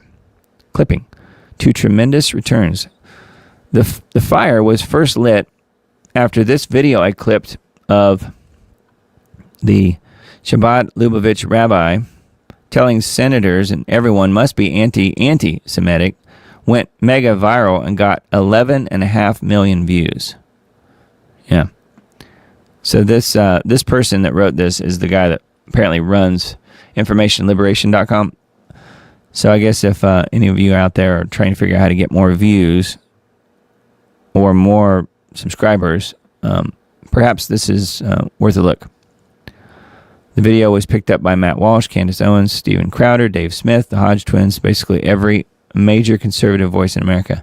I went on to making video clips, in other words, clip every Zionist conference, every crazy statement from Netanyahu, and every Israel lobby appendage I could find. So it sounded like a good way to build your audience, but I'm wondering if long term this means that he will be a huge target probably when they kick in the anti-Semitism censorship, which is coming. And in fact, certainly has ramped up in some places. So anyway, very interesting. That is on informationliberation.com. And then, let's see here. I wanted to just go through a few of these posts here on Daily Crow. I thought this was funny. Can I have my country back? And he says, best I can do is regime change in Venezuela and Iran. Yeah. Yep. Again, sounds about right, doesn't it? So this is interesting. I bet you didn't know this. So talking about the capture here of Maduro, Nat Rothschild said, quote, well done, Donald J. Trump. Jacob Rothschild's son congratulates Trump for Venezuela invasion. As of now, 2.1 million views and 765 likes. Nat is the fifth Baron Rothschild. So the guy who stated, well done, Donald Trump, that tweet has 2.1 million views, but only 700 and some likes. Wow. So I guess not everyone likes it. But yeah, the Rothschilds approve. So if the Rothschilds approve, then apparently you are working for the wrong side. Venezuelan government hires Rothschild as financial advisor 2024. The president has tried to work with creditors over the years, but talks have never progressed. It was simply debt collection. The Shylocks have ensnared the world. The U.S. military is the muscle. Again, this is on dailycrow.com. Venezuelan government hires Rothschilds as financial advisor. So there he is there, I guess. I don't know. It says Venezuela has banned pornography and banned abortion and banned gay marriage and banned sex changes and banned usury. Oh, that's why America attacked Venezuela. Yeah, that makes sense. Says Trump will run Venezuela until a safe transition can take place. A new leader will be MIGA, M-I-G-A, undoubtedly. You know what that means. Usury, porn, abortion, gay marriage, sex changes, and central banking will be back on the menu on day one. As soon as we conquer freedom, I will move our Israeli embassy to Jerusalem. So there you go. Which is something I mentioned just a little bit ago. Yeah, and then this is the lady that won the Peace Prize. Remember, I mentioned her a little bit ago. Trump said she was unfit to be the ruler, but he liked her. Nobel Peace Prize winner Machado told Netanyahu that she appreciates Israel's achievements in war. She appreciates it. Yeah, it's just really great. Anyways, that's probably enough of all that. So that's on dailycrow.com. All right, this is a wacky one that I came across on VT Foreign Policy. I think this VT is the Veterans Today logo, it looks like. Although I can't confirm that. I haven't looked at this site before, but look at this. DARPA is working on synthesizing DNA with light. Luciferian parallels cannot be ignored. Weird. Originally published by Based Underground. It's an extraordinary and ominously underreported announcement. The Department of Defense's research arm, DARPA, has openly revealed a biological research effort that could fundamentally redefine life itself. The program, called Generative Optogenetics, is not science fiction. According to DARPA's own descriptions, it aims to use light to directly write DNA and RNA sequences inside living cells, effectively turning biology into something programmable at the molecular level. DARPA has publicly acknowledged the goal of directing the synthesis of DNA. This is concerning. Yeah, no kidding. And if it's not obvious why, then pay close attention. DARPA has publicly acknowledged the goal of directing the synthesis of DNA and RNA within living cells using optical signals. In plain language, this means bypassing traditional lab-based genetic engineering and instead enabling cells to manufacture custom genetic material when triggered by specific wavelengths of light.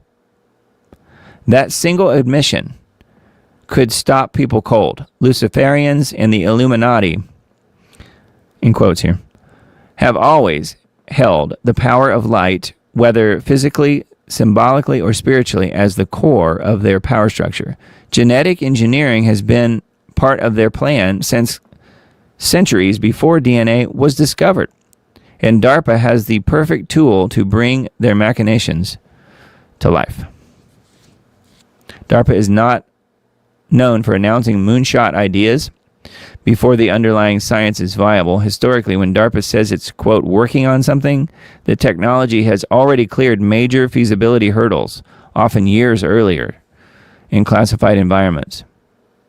The public announcement usually comes after proof of concept exists, and the agency is ready to scale, refine, or operationalize. Oftentimes, they'll announce that they're working on something after it's already been done. Yeah, that's where I would certainly land on all that. The implications of this go far beyond conventional gene editing. This is not CRISPR. CRISPR edits existing genetic material. Generative optogenetics seeks to synthesize entirely new DNA and RNA sequences inside living cells on demand without physically inserting genetic material. Cells themselves become biological printers. How about that? And light becomes the execution command. In effect, biology begins to resemble software. Cells become hardware. Light becomes code. If that doesn't terrify you, I don't know what might. Just wow. Yeah, there's a little bit more here on this article. DARPA's willingness to publicly discuss rewriting DNA and RNA inside living cells signals something even more unsettling: the normalization of biological control. Once life can be programmed in real time, the line between healing and engineering blurs, and the temptation to optimize, modify, or control populations becomes more than theoretical. The broader scientific landscape reinforces this concern. Academic and government researchers around the world are already experimenting with light-based manipulation of cellular processes and gene expression and DNA structure. DARPA's program does not exist in isolation. It sits at the convergence of synthetic biology, optogenetics, artificial intelligence, and advanced manufacturing. The age of passive biology is ending. Wow. So yes, vtforeignpolicy.com. Pretty scary stuff there. Synthesizing DNA with light. Just wanted to mention it. Okay, and then this one, Trump floats using robots and artificial things, quote unquote, as labor. And then he says, we're going to be employing a lot of artificial things. I guess that's the scientific term. We're going to be employing a lot of artificial things, Trump says. President Trump recently outlined his vision for America's future workforce, emphasizing a significant role for robotics and AI alongside human workers. At least at the moment. Don't need the humans after a while, though, right? During a press conference, Trump stated, "We're going to have tremendous workforce availability. We're also going to have robots helping us." Yeah, like he'll be having robots helping him. "We're going to have lots of robots helping us because we need it." He connected his technological expansion to his administration's infrastructure plans, explaining, "And because we're going to town, we're building a lot between the AI and the auto plants, so we're going to need robots," he says. So no wonder he's bringing Elon Musk back. He's got the, the Optimus robots that he's working on. So yeah, and then this is talking about Boston Dynamics. Tesla, here we go. During the conference, Trump stressed that automation would complement rather than replace human workers. "We're going to have robots, but that's going to help us. We're going to have tremendous workforce," he says. I don't think so. I'm not sure we make it that far, but that's just what Trump's saying. But he's all about all of this crazy technology that he has no idea about and can't even really comprehend it. But he sure is supporting it and pushing it, isn't he? Because he can make billions more that he couldn't possibly spend before his life ends. So I don't know. I don't get it. Why is he so interested in all this stuff? He thinks he's actually helping, I'm sure. Pretty funny that this article is on a website called Rude Vulture. Rude Vulture. So I haven't never heard of that one, but that's pretty wild. All right, came across this one on Vigilant Fox, which we've mentioned their Substack before, I think. Wyoming dealing with eerie UFO problem being described as the new normal. How about that? I didn't know that. According to a local Wyoming sheriff's office, unidentified flying objects continue to gather at high altitudes above the Red Desert and the Jim Bridger power plant in Sweetwater County. Sheriff of Sweetwater County says he personally observed the drone resembling aerial objects, according to his spokesperson who informed the Cowboy State Daily, which is a website, I guess, of the information.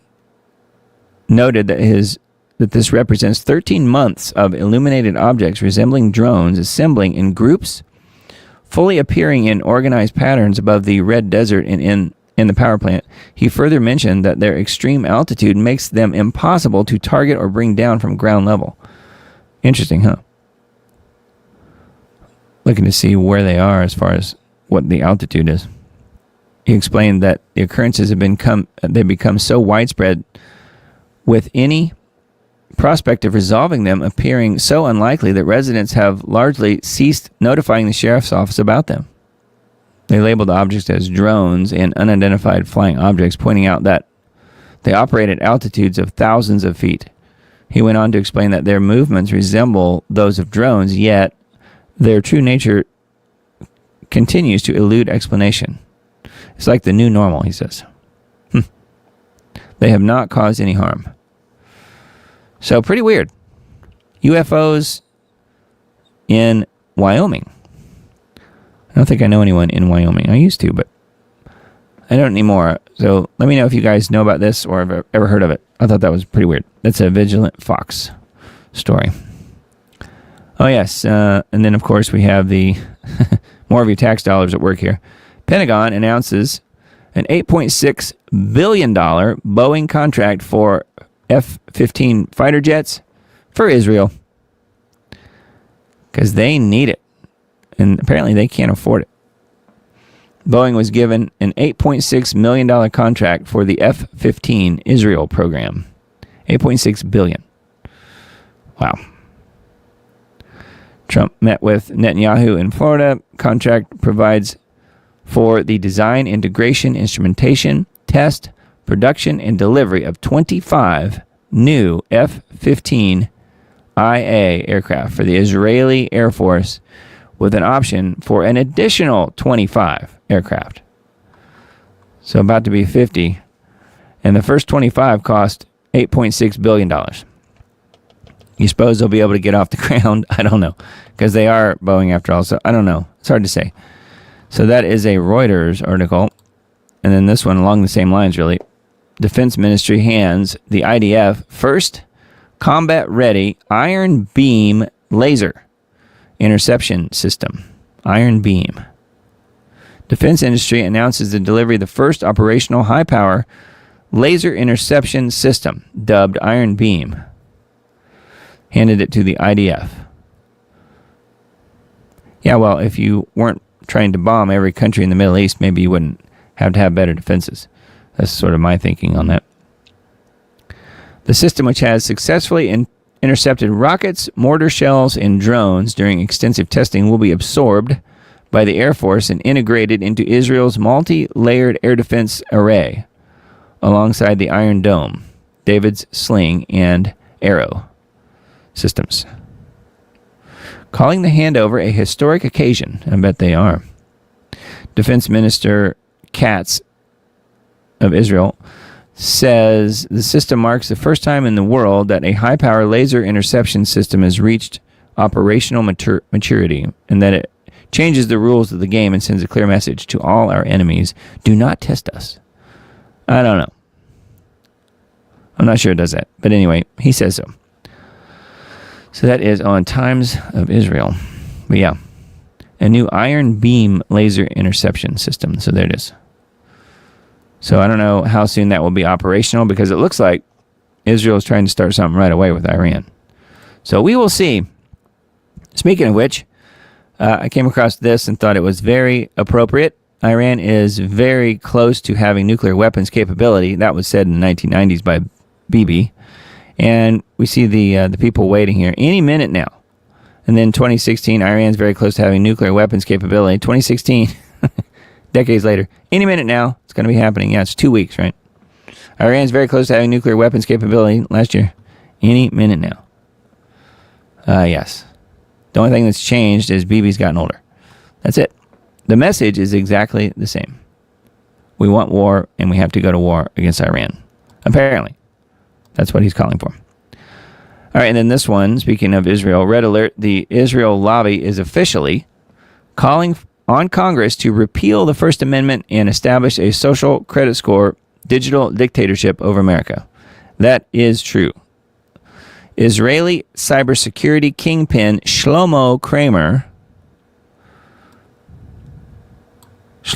says it's time to limit the First Amendment. Yes, and the video clip's right here where he says it. The godfather of Israel's Cyber Command, Shlomo Kramer, says he backs Bibi's plan, Netanyahu's plan, to repeal the First Amendment, like it's their job, joining the left's call to police free speech in America. It's not just the left, though. I mean, Pam Bondi has said herself, and Trump has stated that you can't be anti-Semitic. You can't say anything negative, really, is what they're saying. You can't say anything negative about Israel, or we're coming for you, and that's what this guy's saying. So you can see here where it will be implemented, most likely very soon. And Bibi's all for it. He of course, is the actual real president of the United States. Has been for a long time. Anyway, I just wanted to mention that just because this guy's actually coming out and saying it. Literally verbatim. All right, and then this one from Vaccine Impact. The true gospel of Jesus Christ threatens the business of the Freemasons and technocrats. So this is a post from a few days ago on here. As we come to the end of 2025, U.S. still leads the world in several notorious categories. We're the number one destination for pedophiles and sex trafficking.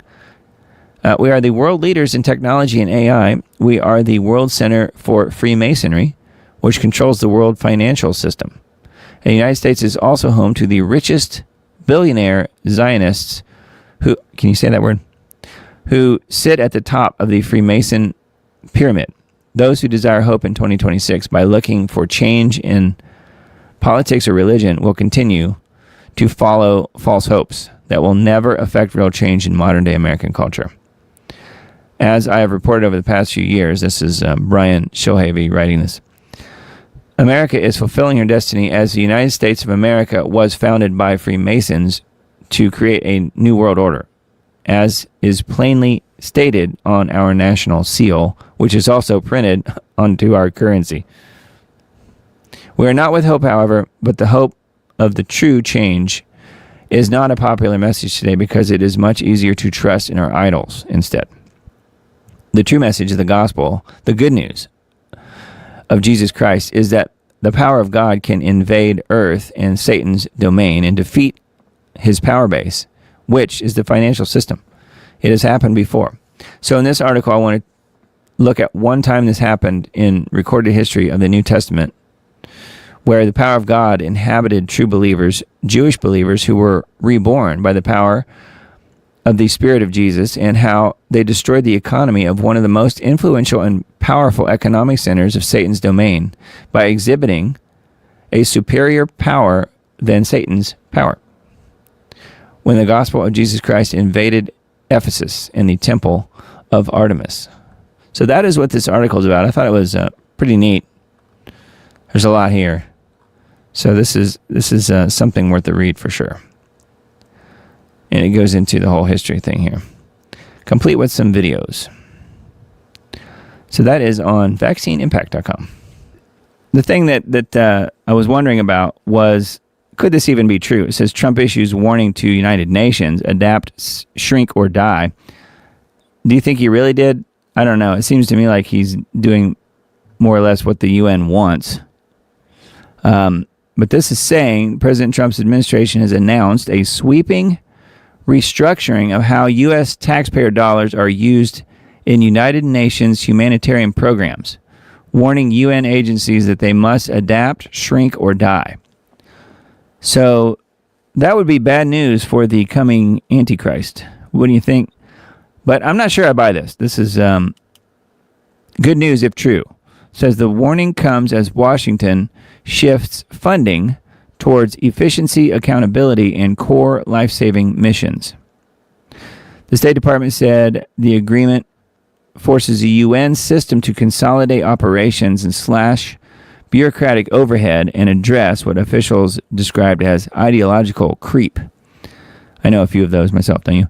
Ideological creep inside aid agencies while still preserving America's commitment to emergency relief.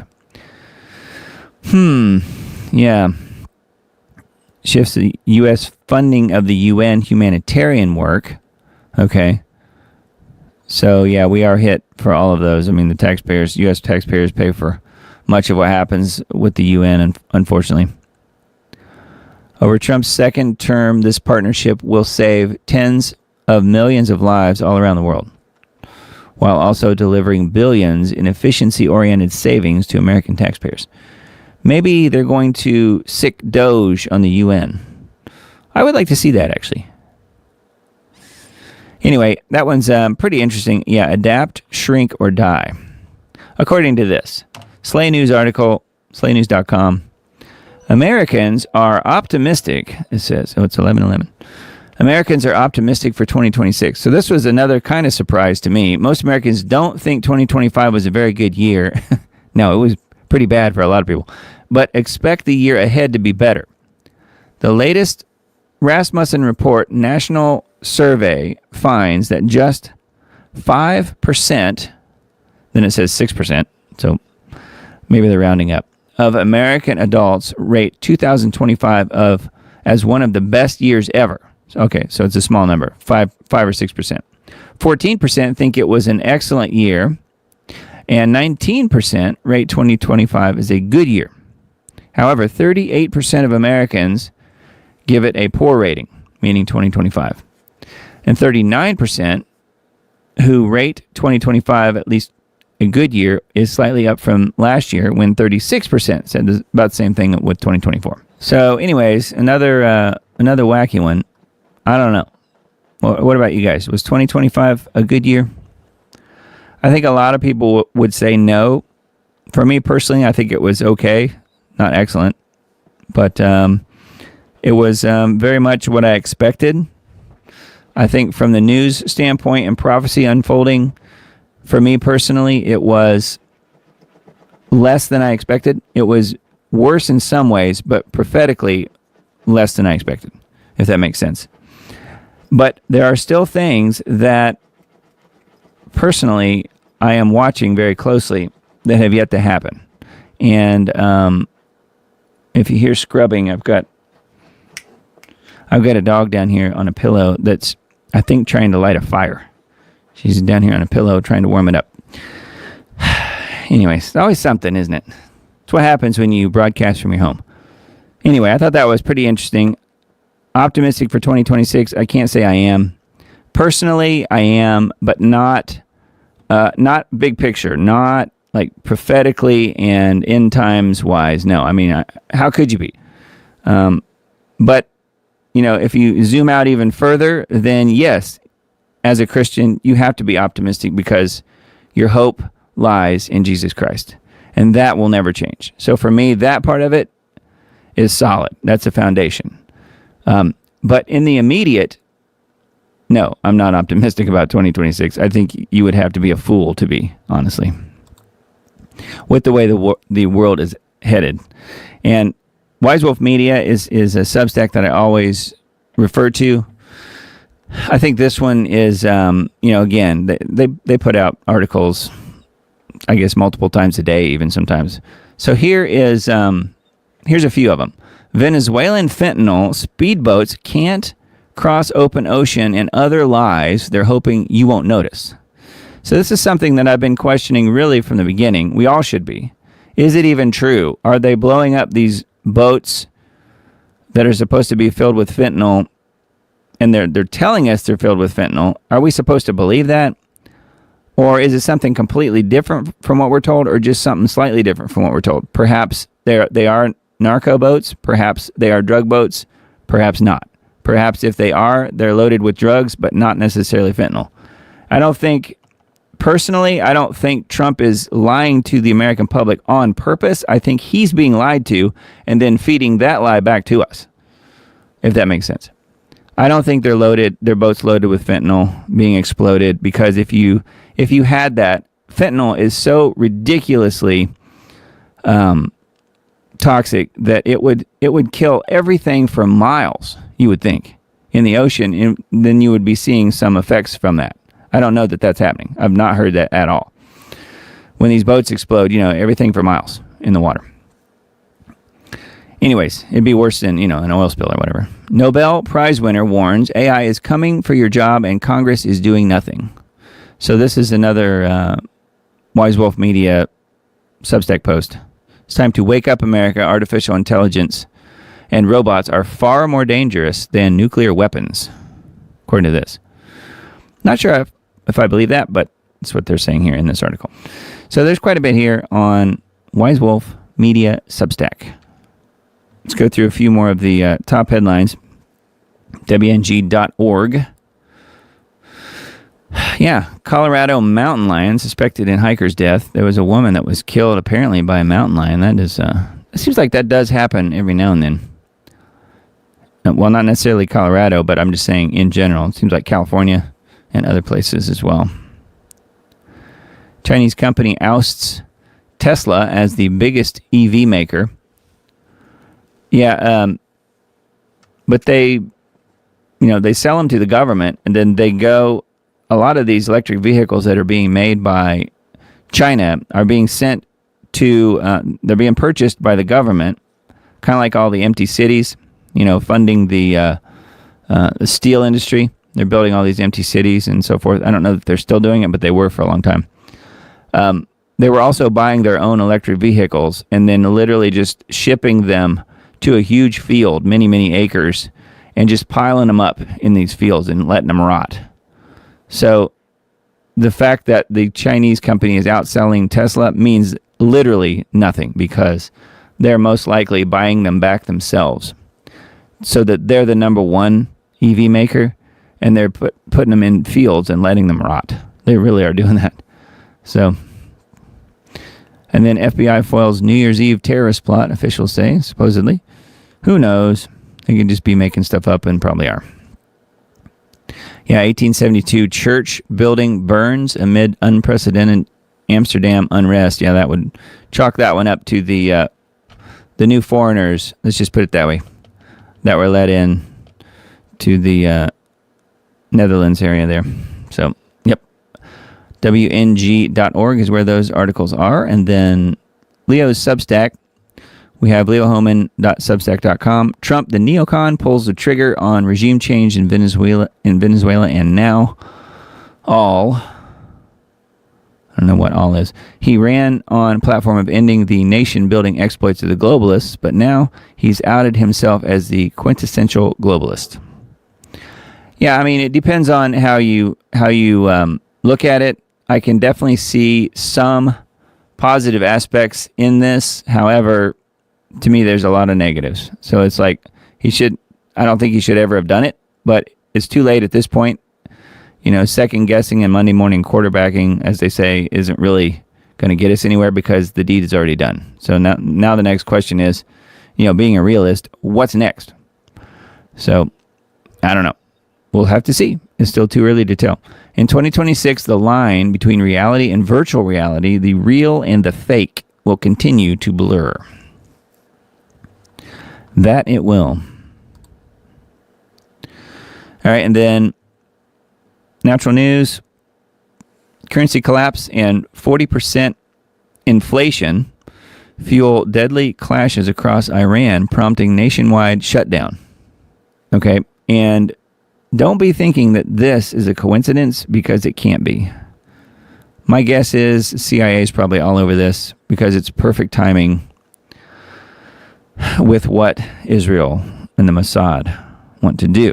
So the CIA, of course, works hand in hand with them, and would make a lot of sense that they would be involved in this somehow. Currency collapse and 40% inflation fueled deadly clashes across Iran, prompting nationwide shutdown. I mean, no one here likes the mullahs. I'm not saying that, but it is very suspicious timing, shall we say. Economic protests over soaring prices and a collapsing currency have spread across Iran. The unrest has turned deadly, with multiple protesters and one paramilitary member fatalities. The government has shut schools and public buildings in a bid to suppress the movement. Officials acknowledge legitimate demands, but pairs this with a security crackdown. The crisis echoes past patterns of digital blackouts and violent suppression by the regime. Violent escalation, government forces a shutdown, familiar story of suppression. Looking to see if CIA is mentioned here at all.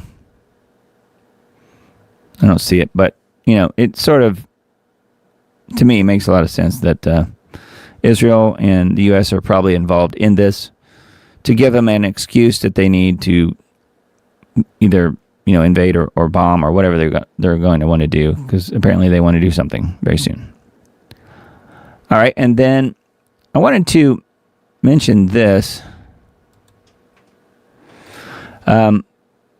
This is something that I had been looking at for a little while, and not sure that I've ever mentioned it on the show here, but it's pretty cool. It's called brightlearn.ai. Now, this is a natural news Mike Adams brainchild, and to me, really, really cool. It's a great idea. And in fact, I took advantage of what you can do at brightlearn.ai. You generate books on any topic in minutes for free. Did you ever want to be an author and write a book? Well, you can do so right from this site, and you can do it literally in minutes. I did it myself just to test it, and the results were, I have to say, really surprisingly good. And this is the book I generated. I did this just a couple nights ago in my spare time. I had 20 to 30 minutes, and that's all I spent on this. But look at this. This is the book that I came up with. I told it by using what one could call a bit of prompt engineering. I know what I'm doing a little bit on engineering my prompt to get exactly more or less what I'm looking for. And so I knew what to ask for. I knew what to state.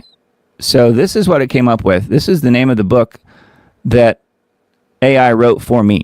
And it's called Unlocking the Soundtrack, the Musician's Guide to Licensing, Royalties, and Industry Success. And it came up with the title and the cover that you see there, which is pretty cool looking cover. And it generated the text based on what I asked it to talk about. And also, I didn't outline the book, but I did tell it in my prompt what I wanted it to talk about. And then it created the outline. And then these are all links back to the actual chapters of the book, right? So everything's linked. And this is a quite a tome here. This is a 16-chapter, 630-page book that it came up with. So I wasn't messing around here. Here's the basic premise here, and this is what I do day to day. Okay, I don't do live streams except, just to people who are tuning into the Diamond Report. This is not my income. I do music stuff as my main job and have done for decades. So here's the book that this AI engine generated for me. It's called, again, Unlocking the Soundtrack. Unlock the secrets to a thriving music career with Unlocking the Soundtrack, the Musician's Guide to Licensing, Royalties, and Industry Success. This comprehensive guide is your roadmap to navigating the complex world of music licensing, offering practical insights and strategies to help you maximize your music's potential and build a sustainable career. Dive into the fundamentals of music copyright and ownership and discover how licensing can create long-term revenue streams that go beyond traditional sales. Learn about the various types of music licenses, from sync and master use licenses to mechanical and performance licenses, and understand how each can open new opportunities for your music. With step-by-step guidance, you'll master the licensing process from negotiation and contracts to metadata and royalty tracking. Explore the crucial role of performance rights organizations, PROs, and how they collect and distribute royalties, ensuring you're fairly compensated for your work. Delve into the world of mechanical licensing and digital royalties and learn how to prepare your music for licensing success. Packed with real-world case studies and success stories, Unlocking the Soundtrack provides the tools and knowledge you need to take control of your music career. Whether you're an independent artist, a songwriter, or producer, this book is your essential guide to unlocking the power of licensing and achieving industry success on your own terms. So this book clearly is geared towards my clientele, which are musicians, bands, songwriters, publishing companies, people like that, people who are creators. So I had this thing generate this book as a freebie. I'm not selling it. I guess you could. But I generated this book as a freebie, as a download for people who are interested in this and learning more. And you can see the outlines here. Chapter 1, the foundations of music licensing. Chapter 2, types of music licenses explained. So if you wanted to get into licensing your own music, this is probably one of the better books out there that's super comprehensive in explaining how it all works. And again, I did this literally for free in about less than 30 minutes. 600 and some pages generated. And what it did was it went through and found all the information that it needed for this book through about 10,000 plus books and multiple, I don't know how many thousands of hours, probably hundreds of thousands of hours of podcasts that it also gleaned information from. And it didn't steal information, it just gleaned information from these different sources. So you had podcasts, you had interviews, things like that. You had books and articles. So it literally went through and assembled this book for me. And again, it took me from start to finish about 30 minutes, something like that. And most of that time was spent actually waiting for the book to generate on brightlearn.ai. So Mike Adams has created something here that to me is exceptional. And you can write a book about anything you want, as long as it's positive. Now, he won't let you write a book about, if you wanted to, bomb the local mall or something like that. You're not going to be able to write a book about how to do that, okay? It has to be something positive and uplifting for humanity. But you can go in here and you generate your own prompt with as many as 75,000 characters, and you put that in here, which is what I did. I think my prompt ended up with about less than 5,000 characters. something like that.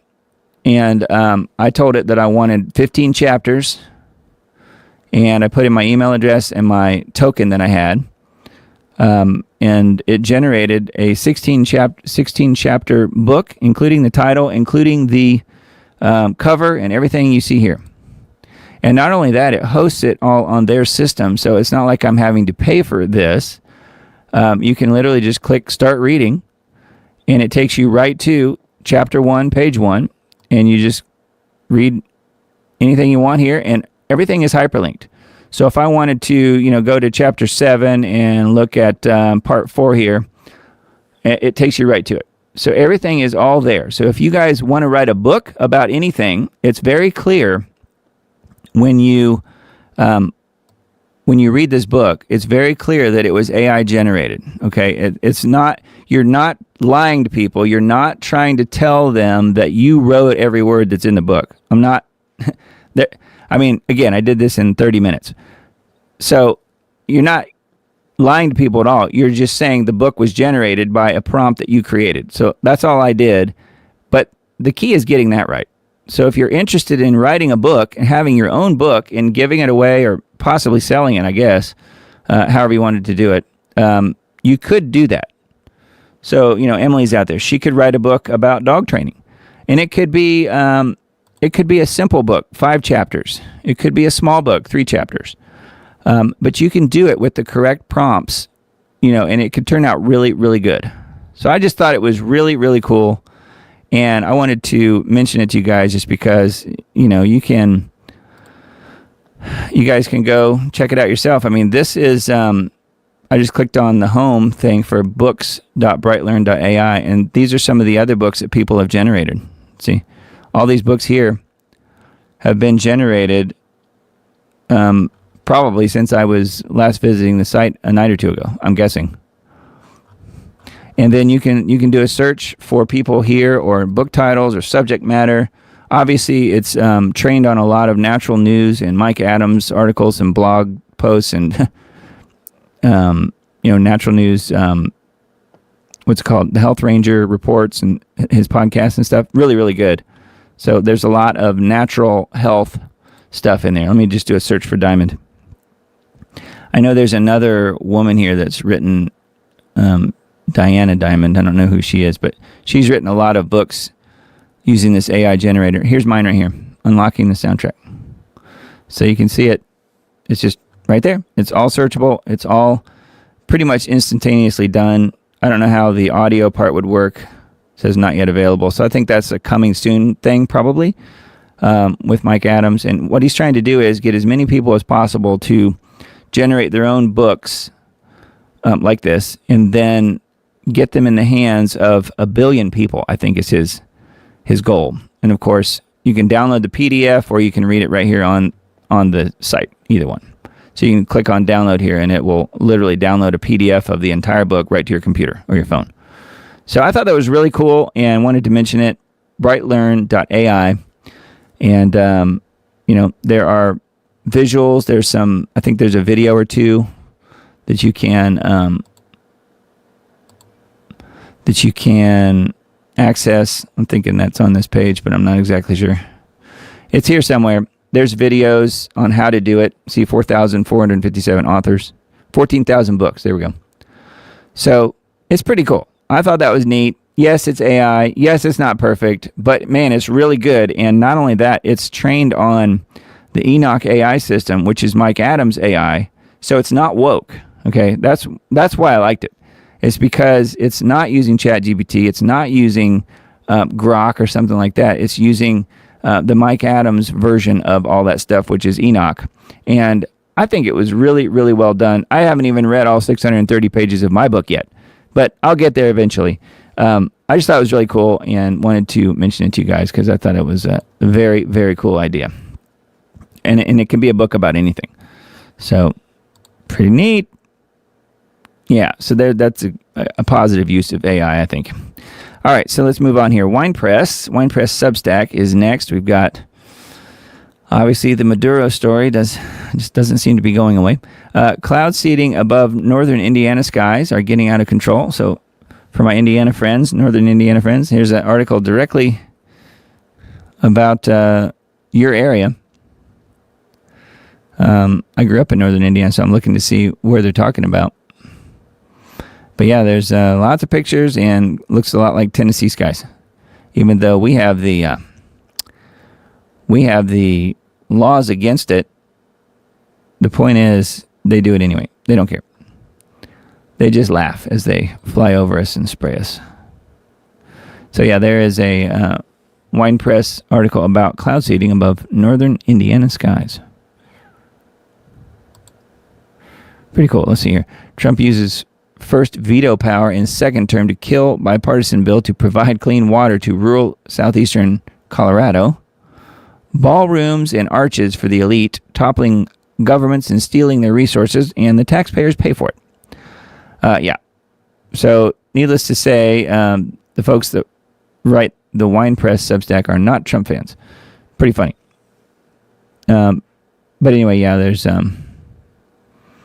more info here on 2026, and it's all fake and gay with bread and circuses to entertain the empire, to entertain as the empire takes over. So anyway, that's Wine Press. And then let's see here. Oh yeah, InfoWars articles, two of them that I had pulled up earlier. Insider trading, ? New Polymarket account made 12x gain on Venezuela intervention. An account created on December 27th. Wow. So just a few days ago, placed roughly $34,000 in bets on U.S. intervention in Venezuela and Maduro's ouster, both happening by January 31st. Wow. Somebody really scored here. As the dust settles on Trump's Friday night blitz on Venezuela, suspicions of insider trading on the secret operation are rising after a brand new Polymarket account scored a huge profit by betting on a U.S. military attack just before it happened. It seemed like it was going to be kind of like shooting fish in a barrel, as they say, right? Because all of the military equipment and people were there. It was just a matter of time. As a result, a U.S. House representative is already preparing to introduce a bill that would prohibit government officials from using inside info to profit in prediction markets. Well, that's good. A little too late for Nancy Pelosi, though, isn't it? She's already made her billions. The account in question was created on December 27th and quickly placed roughly $34,000 in bets on U.S. intervention in Venezuela and Maduro's ouster, both happening by January 31st. On the Maduro prediction alone, the account scored a 1,242% gain, turning $32,000 into $436,000. Yeah, well, that would be insider information that would make you a lot of money. So that's what they're saying here. So Polymarket, I don't know anything about it, but I just thought it was kind of interesting. InfoWars article, but yeah, I mean, if you have insider trading, you know something's going to happen. Of course, you're going to make money. It just kind of goes without saying. Russia and China demand U.S. release Maduro immediately. Thought this was kind of somewhat funny. Meanwhile, Russia's embassy in Caracas continue to operate normally. So, all right.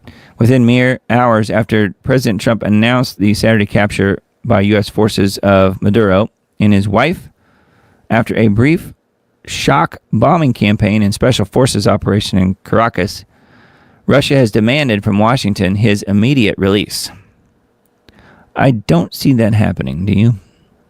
Yeah, they were actually calling it a special military operation. I thought that was somewhat humorous and a little bit of a nod to Russia, to Putin in particular. Oh, Moscow's demand that the U.S. release and return Maduro, which is extremely unlikely at this point, which is what I just said, comes amid rumors that Venezuelan Vice President Gomez is actually in Moscow. Russian officials have called these rumors and reports fake, however. Yeah, I don't know about that. Russian Foreign Minister Lavrov, meanwhile, said he had a phone conversation with Gomez, during which he conveyed his solidarity with the Venezuelan people in the face of armed aggression. Well, again, just from what I've seen, a lot of the people who were former Venezuelan citizens who had to leave, who were broke and had to leave, or had to leave to, in fear of their lives, were very happy about this ousting of Maduro. So I don't know. Again, remains to be seen. I don't know what's going to happen there, but I could see where it could go bad or even worse really quickly. However, perhaps it won't. We'll see. All right, not to be article. This is the one I mentioned earlier. Tech billionaire wants government to control social media so we can limit the First Amendment in order to protect it. So yeah, figure that one out. The government should control social media because if they don't, then people could use AI to make people believe fake things, and that could create polarization. ?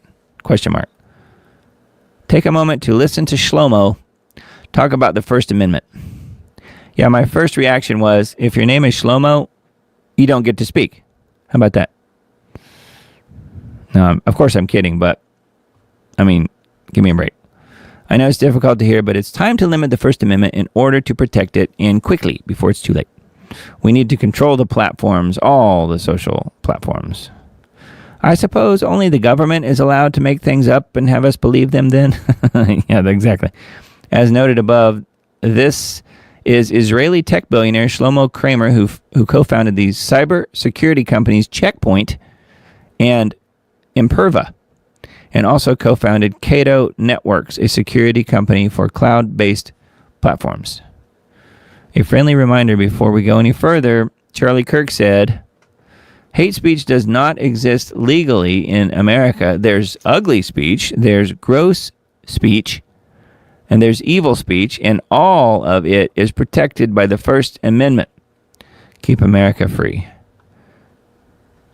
Charlie was exactly correct. Yes, he was. Anyway, I thought that was kind of interesting. Yeah, Kramer's ready to get rid of the First Amendment in America. So isn't that nice of him?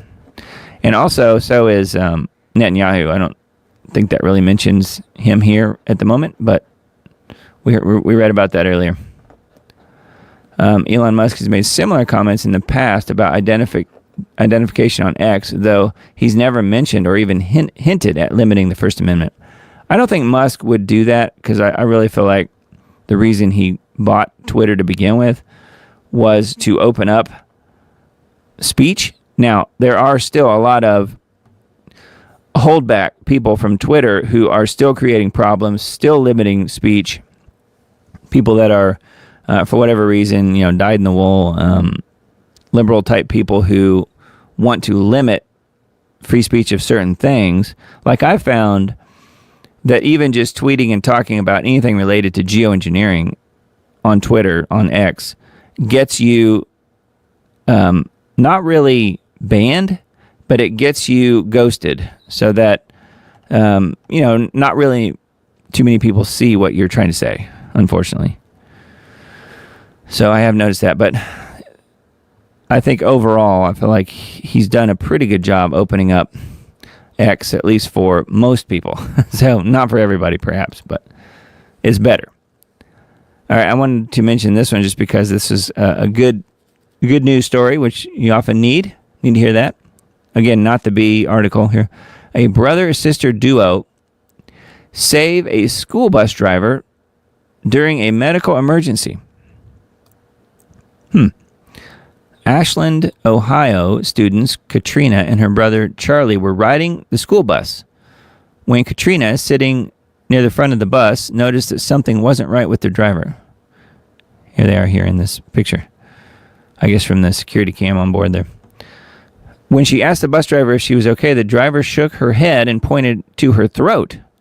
8-year-old Katrina pulled the parking brake and ran to the back of the bus to tell the older kids.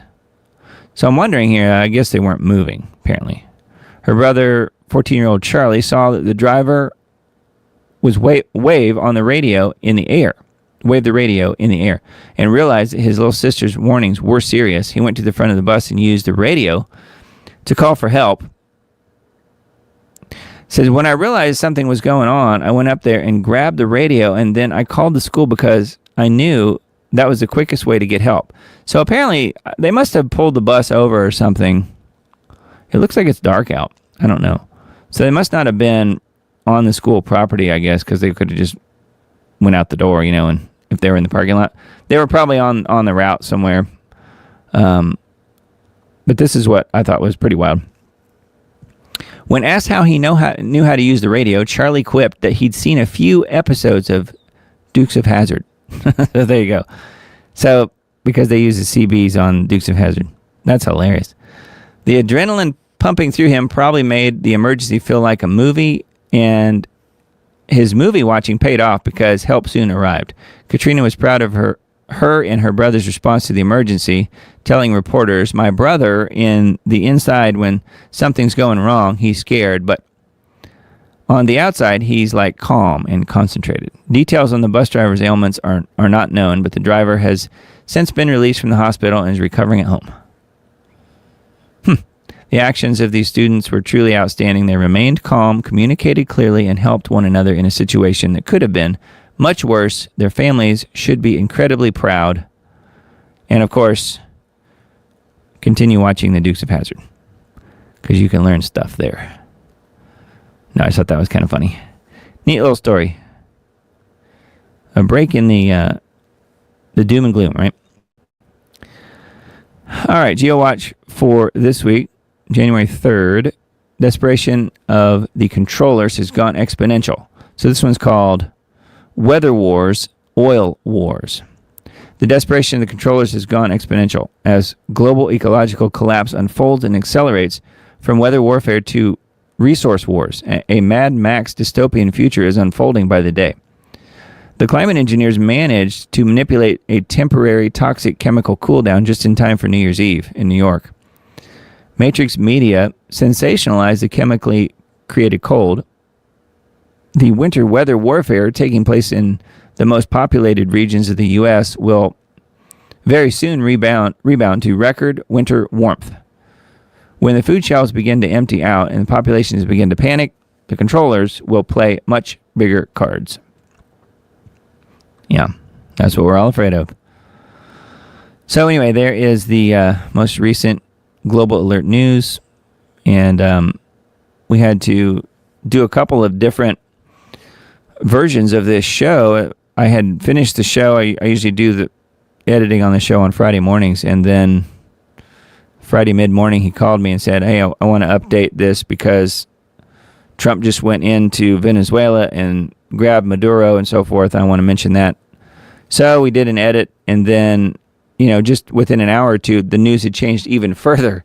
So he did a third edit. So we were able to pop that out into get that into the at least the video version of Global Alert News this week. It's available on not only YouTube but also on he has a BitChute channel and a Rumble channel. So they're all three the same. The radio version was slightly different because we had to do that a little bit earlier in the day and did not make the breaking news. News didn't make the cut in the radio version, unfortunately. But that's the way it works sometimes, but it is on the YouTube version if you heard that. All right. Now we were talking about the weather there. Looks like the scheduled weather for this week is looking pretty warm. This is from January 10th through the 14th. It's going to be warm pretty much everywhere in the U.S. Either above normal to just barely above normal or even near normal, I suppose. Whatever normal is, as I always say. The southeast will be more or less normal, but yeah, it's going to be warm everywhere else. So this is the rebound that Dane always talks about after the chemical cool down, which we've had, and I know many of you guys have had as well over the last week to 10 days, and then or so, and then when that happens and the toxicity of the chemical cool down goes away, then the temperature always jumps right back up. I mean, it's very easy to predict at this point. It's what always happens. And then looking at the climate reanalyzer, we can see here how warm it's going to be starting really tomorrow, Monday, January 5th. There's pretty much red all over the map here. We're going to be 14 degrees above normal starting tomorrow. It's going to be way, way warmer. And then looking at days 4 through 6, look at this. We're right here in this target area, and so is Indiana. 25 degrees above normal starting January 8th. So in 4 days, it's going to be way warmer. And then January 11th, 7 days out, 10 days out, we'll be back down to 3 degrees above normal with the cool starting to creep back in again. So they're constantly battling the heat with chemical ice nucleation cool downs. It's artificial. If they weren't doing that, which that's not helping anything because they're super toxic, it's actually worse that they're doing this. They're creating the illusion of winter, but there really is no winter. If they left it alone, the temperatures would just not only rebound, they would continue going up. So this anomalously cool area tends to be the eastern half of the U.S. This is the most populated.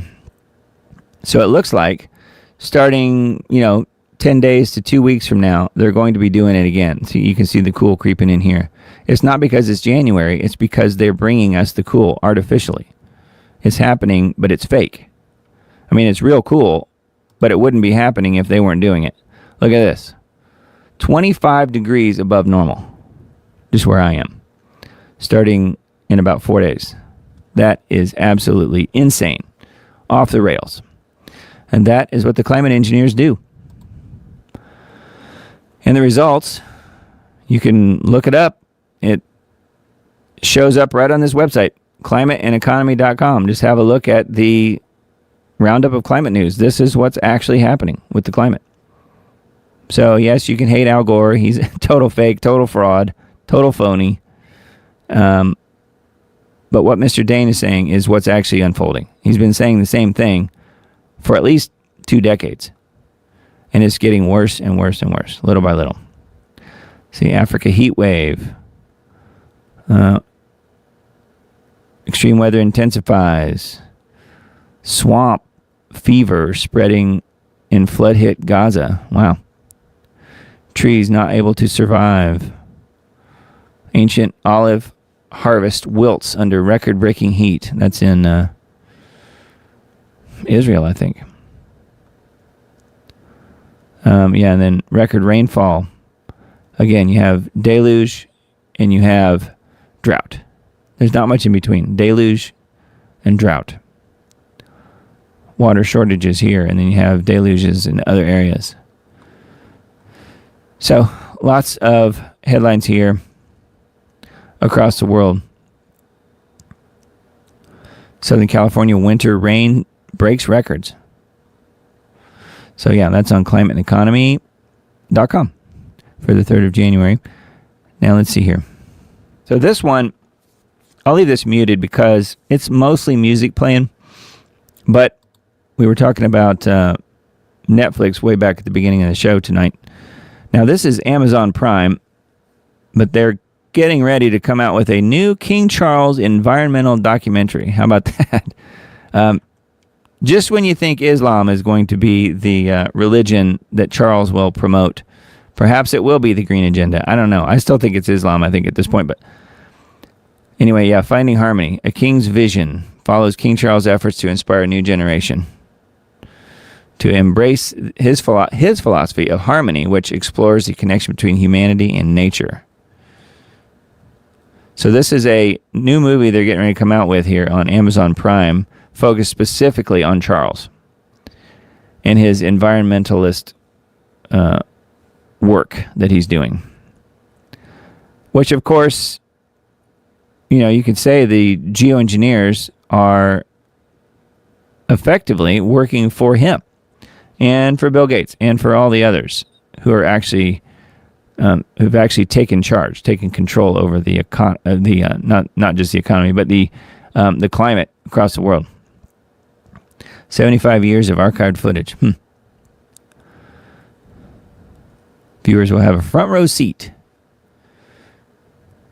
to His Majesty's commitment to protecting the environment and the challenges and triumphs of this personal journey. You always see him throwing a couple of shovels full of dirt on something, and then, oh boy, he's fixed it. Whatever it is. 90-minute documentary, this is. Anyway, I just wanted to mention this. I'll probably watch it just to see what it's said, but this is coming soon, I guess. This was uploaded 2 days ago. A teaser for a new documentary exploring the king's commitment to environmental causes. So I do think that this is just in time for the outing, the final version that we see of King Charles, the outing of him, meaning what he actually will be. And we're not seeing that quite yet. He's not quite the biblical Antichrist yet, but I do think he may be that very soon, probably this year. Maybe not. There's no way to know, but he is getting up there in age. And documentaries like this on his work, pretty easy to see that he is worshipped to some degree across the world by the elites, by Hollywood, by the billionaires, the tech billionaires, all kinds of people who have power over all of us. So I just wanted to mention that. Thought it was kind of important. And then let's see, Israel 365 News. I don't think I pulled up anything specifically on this. There is one article, this one, that I looked at, why Christians are disappearing across the Middle East. Well, yeah, they're being killed. But thriving in Israel. So come to Israel if you're a Christian. We'll just kill you quietly. You'll never notice. We'll silence you first, and then we will extract all your wealth, and then we'll kill you. So I'm just adding that, but you might as well just throw that in there. Yeah, but I mean, they are, obviously Christians are being slaughtered across not just the Middle East, but Africa and much of the rest of the world. So we are lucky in this country that that's not happening quite yet. Hopefully it won't, but I think we can all see where it could go. But the good news is Jesus will cut short the days. Will cut short not just the Antichrist days, but Satan's days that he has to reign. So we know this, and I think by the fact that I've held true to this and still do, that he returns in Feast of Trumpets 2028, which does cut short the days because their plans are to have all of this unrolled by 2030. So if Jesus comes back in 2028, what's he do? He cuts short the days. That's how I see it. Anyway, that is the Diamond Report for this week. Let's see here. Just go through a couple of tweets that I found this week. Kyle Seraphin is a neat guy. I like following his work. But he posted this on X. And it kind of says it all, doesn't it? You got the Patel picture here with his eyes closed. Jeffrey Epstein's international sex trafficking ring. Of course, he's not paying attention, doesn't care. But then eyes wide open when people say mean things about your girlfriend. Yeah, your girlfriend. I mean, that's when you should really listen.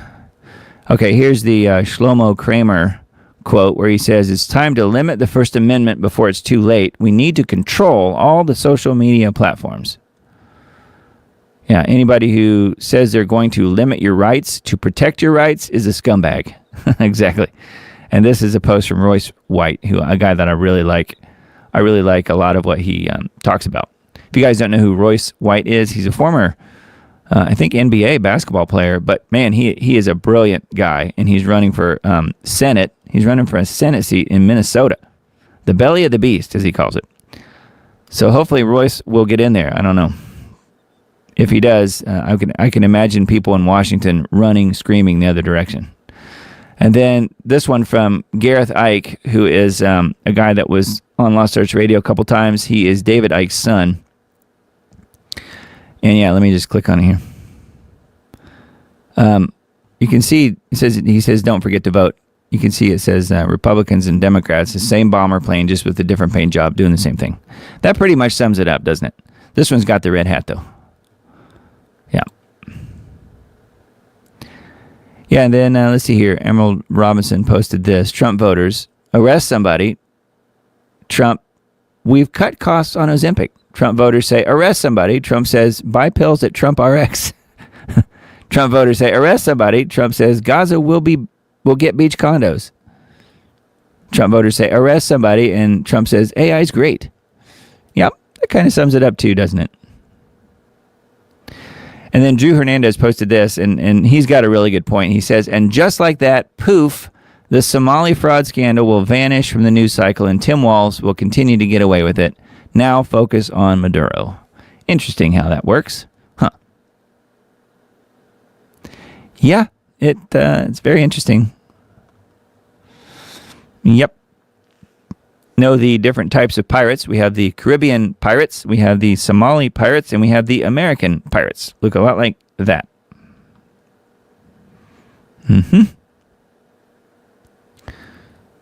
Let's see here. Oh, did you guys know about the Leering Center, Quality Leering Center?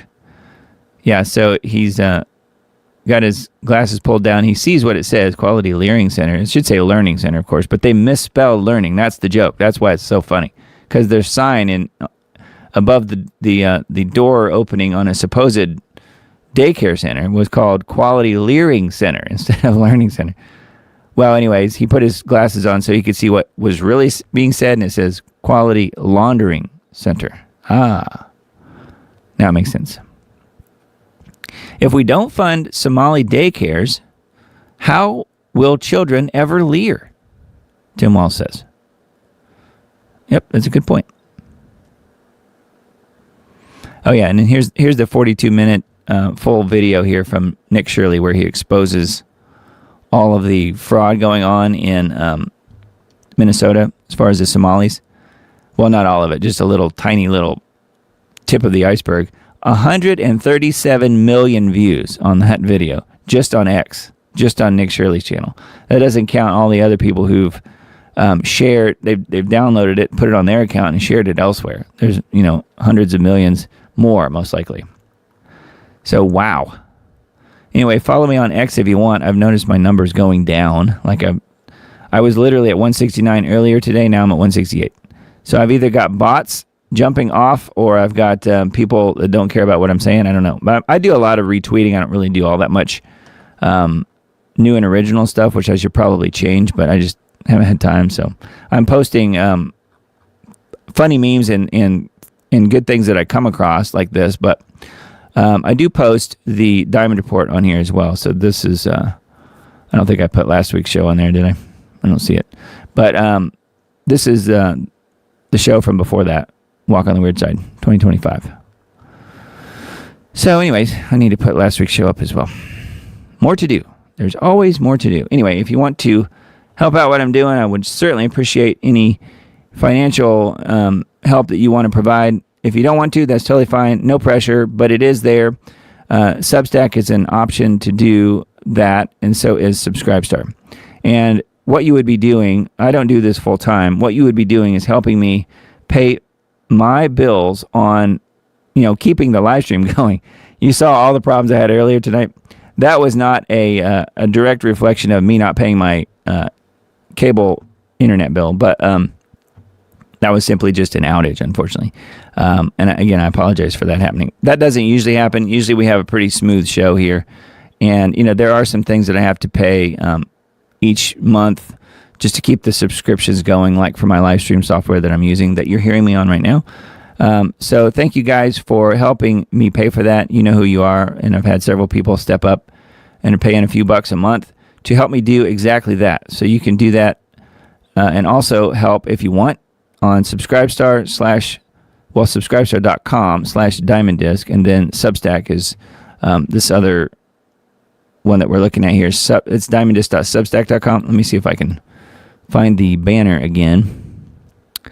Yes, here's the Substack one, diamonddisc.substack.com. And Subscribestar is this one, subscribestar.com/DiamondDisc. DiamondDisc is the name of my music company, Diamond Disc Audio. It's nothing nefarious. It doesn't mean anything other than it's the word diamond, which happens to be my last name, with a couple extra letters at the end so that hopefully it's memorable. And then I'll mention this as well, the shop.thediamond.report, that is going to go away. That site is going to go away starting in April, at some point in April, before the bill comes due again. But I've got a lot of different merch on there, different things that you can get that will be absolute one-of-a-kind collector's thing. If this show ever actually does take off and people start watching it, I mean, other than you guys, which are great, if it does, then that will be a one-of-a-kind, collector's type thing, whether it's a hat or a shirt or whatever. Those things will not be available again after April. So I'll say that much, and shop.thediamond.report is where that is. And thank you guys for supporting the show in every way that you've supported it, whether you're just watching and sharing, or whether you have actually financially helped in some way or bought something from the store. It really means the world to me that you would support me with your hard-earned dollars and with your time. Because ultimately, that's all that we all have, that any of us have, isn't it? And then, let's see here. Looking to see what else was on my banner across the bottom here. I guess it's all the same stuff. Like, share, and subscribe. 2 to 3 hour show, no commercials. So there you go. 2 to 3 hours, no commercials. Except for that big, long gap of about 30 minutes where I had to restart everything and my internet went out and all that good stuff. But that doesn't normally happen, luckily. All right. So we're a little bit, I don't think we're early. We're about on time, I think, for tonight. So the next broadcast will be on the 11th. So 1/11/26. Is that a special number? I don't know. I don't think so. 1/11/26. It will be on the 11th of January at 9 p.m. Central Time. So we will do it again then. And look for this show, the final version of this show at some point, probably tomorrow. Could be Tuesday with all the extra editing I'll have to do to it. Let me see what you guys are saying before we sign off here. Just make sure I didn't miss anything.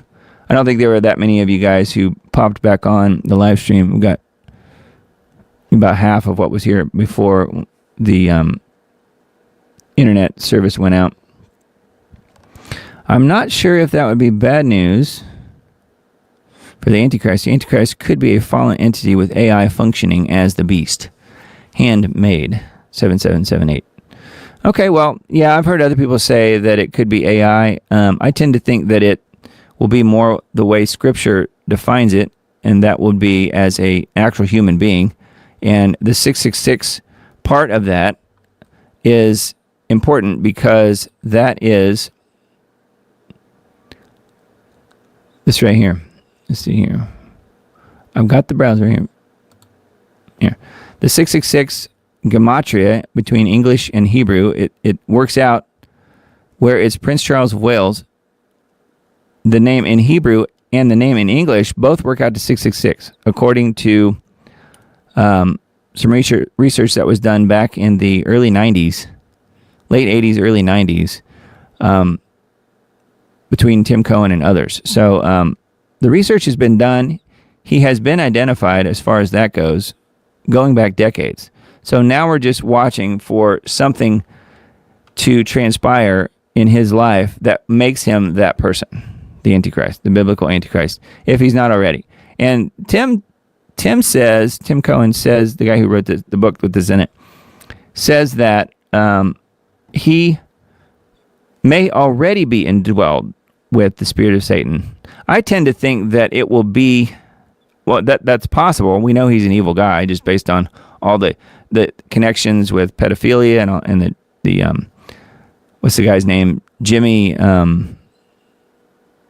what's his name? The best friend that he had there, that was a prolific pedophile. Yeah, and it seems pretty obvious that he is an evil guy, and he's got so much power at his fingertips and has really for most of his life. And so Scripture identifies who that is using the 666. That's the purpose of it, was using the correct Hebrew gematria to figure out who that person is. That's why it was in there. It was like coded into the Bible. So I don't think it's AI just based on that. And then also he has Charles has the hereditary lines. He has the family lineage going back to David. And some people say even going back also to Muhammad somehow. that he will be the Antichrist, but he'll also be the Mahdi and some of these things. And I have no idea. I'm just saying that's what's being reported. And he also has the imagery, which is what you're seeing here. This is the coat of arms, the important, investiture when he went through his investiture and became the actual Prince of Wales.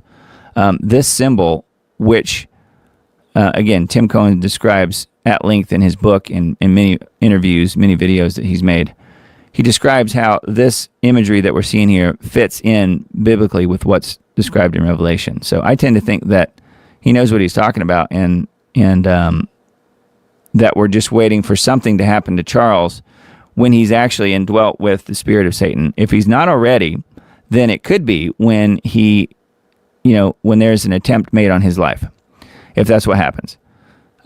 That tends to be, something traumatic like that when someone has a spiritual awakening, or I guess in his case, it would be even more of an awakening to the dark side. So who knows? I mean, we don't know. We're just guessing at this point, but it does make a lot of sense that it could be him, because he does have an awful lot of power and a lot of people that do worship him for whatever reason, unfortunately. And, that's just where we are. So yes, but thanks for your input. I definitely appreciate that. And yes, I can see where AI could definitely be part of the, Jimmy Seville. Thank you, Emily. Where AI could definitely be part of the equation. Yeah, this is the name of Jimmy Seville is the name of the best friend who's no longer with us, I guess, but he is the one of Charles's best friends, and was able to get away scot-free with literally raping and killing children for decades. And Charles and he were best buds. So what does that tell you?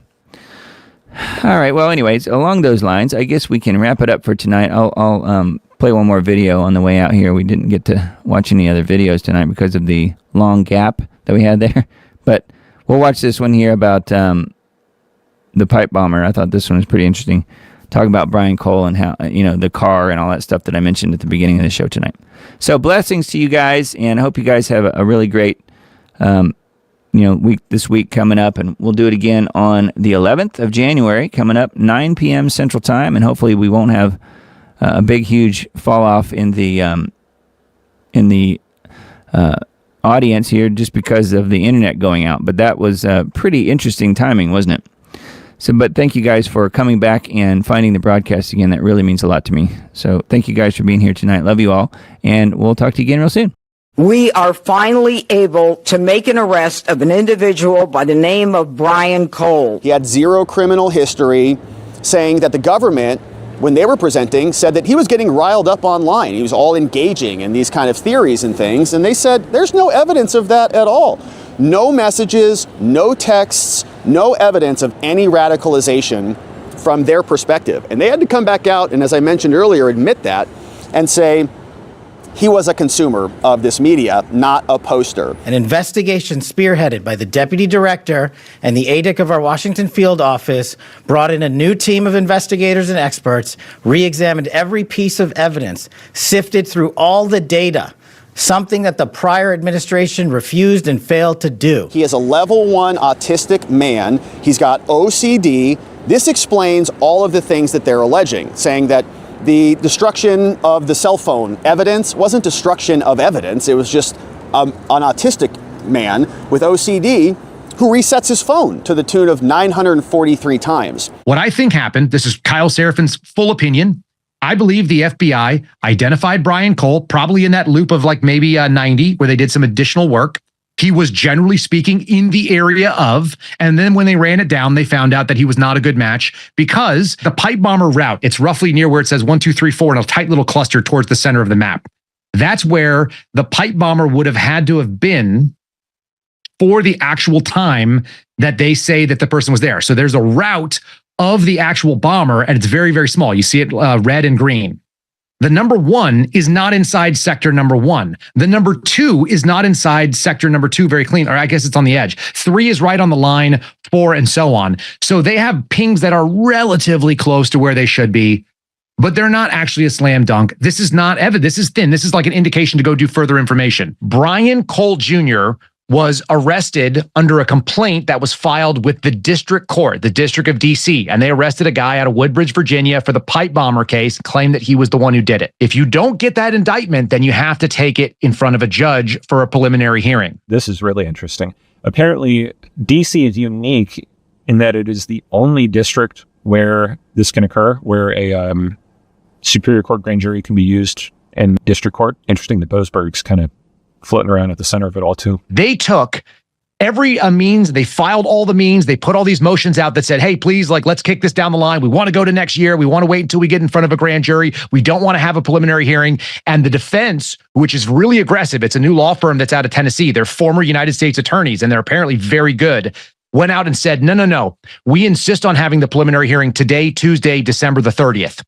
And so DOJ panicked and yesterday took Brian Cole Jr.'s case in front of a superior court, the lower court, in front of a grand jury, and got an indictment there. You know, the prosecution was there. There was about 6 to 7 prosecutors sitting at that table. It was a little lopsided because he's sitting there with his one attorney, but that's obviously very standard. If you have the weight of the federal government against you, generally there's going to be 10 prosecutors. And if you're lucky, you could afford an attorney or else you get a public defender. Right now, you're seeing the house that Brian Cole Jr. lives in, and that's his vehicle. That's a blue Nissan Sentra 2017. This is the map of the cell phone pings and the towers that DOJ used. And now you're seeing what we believe is Brian Cole Jr.'s car driving at 8:04. It's driving while the pipe bomber is on foot over a mile away. And there's one other car that matches this description, and it's driven by a white person.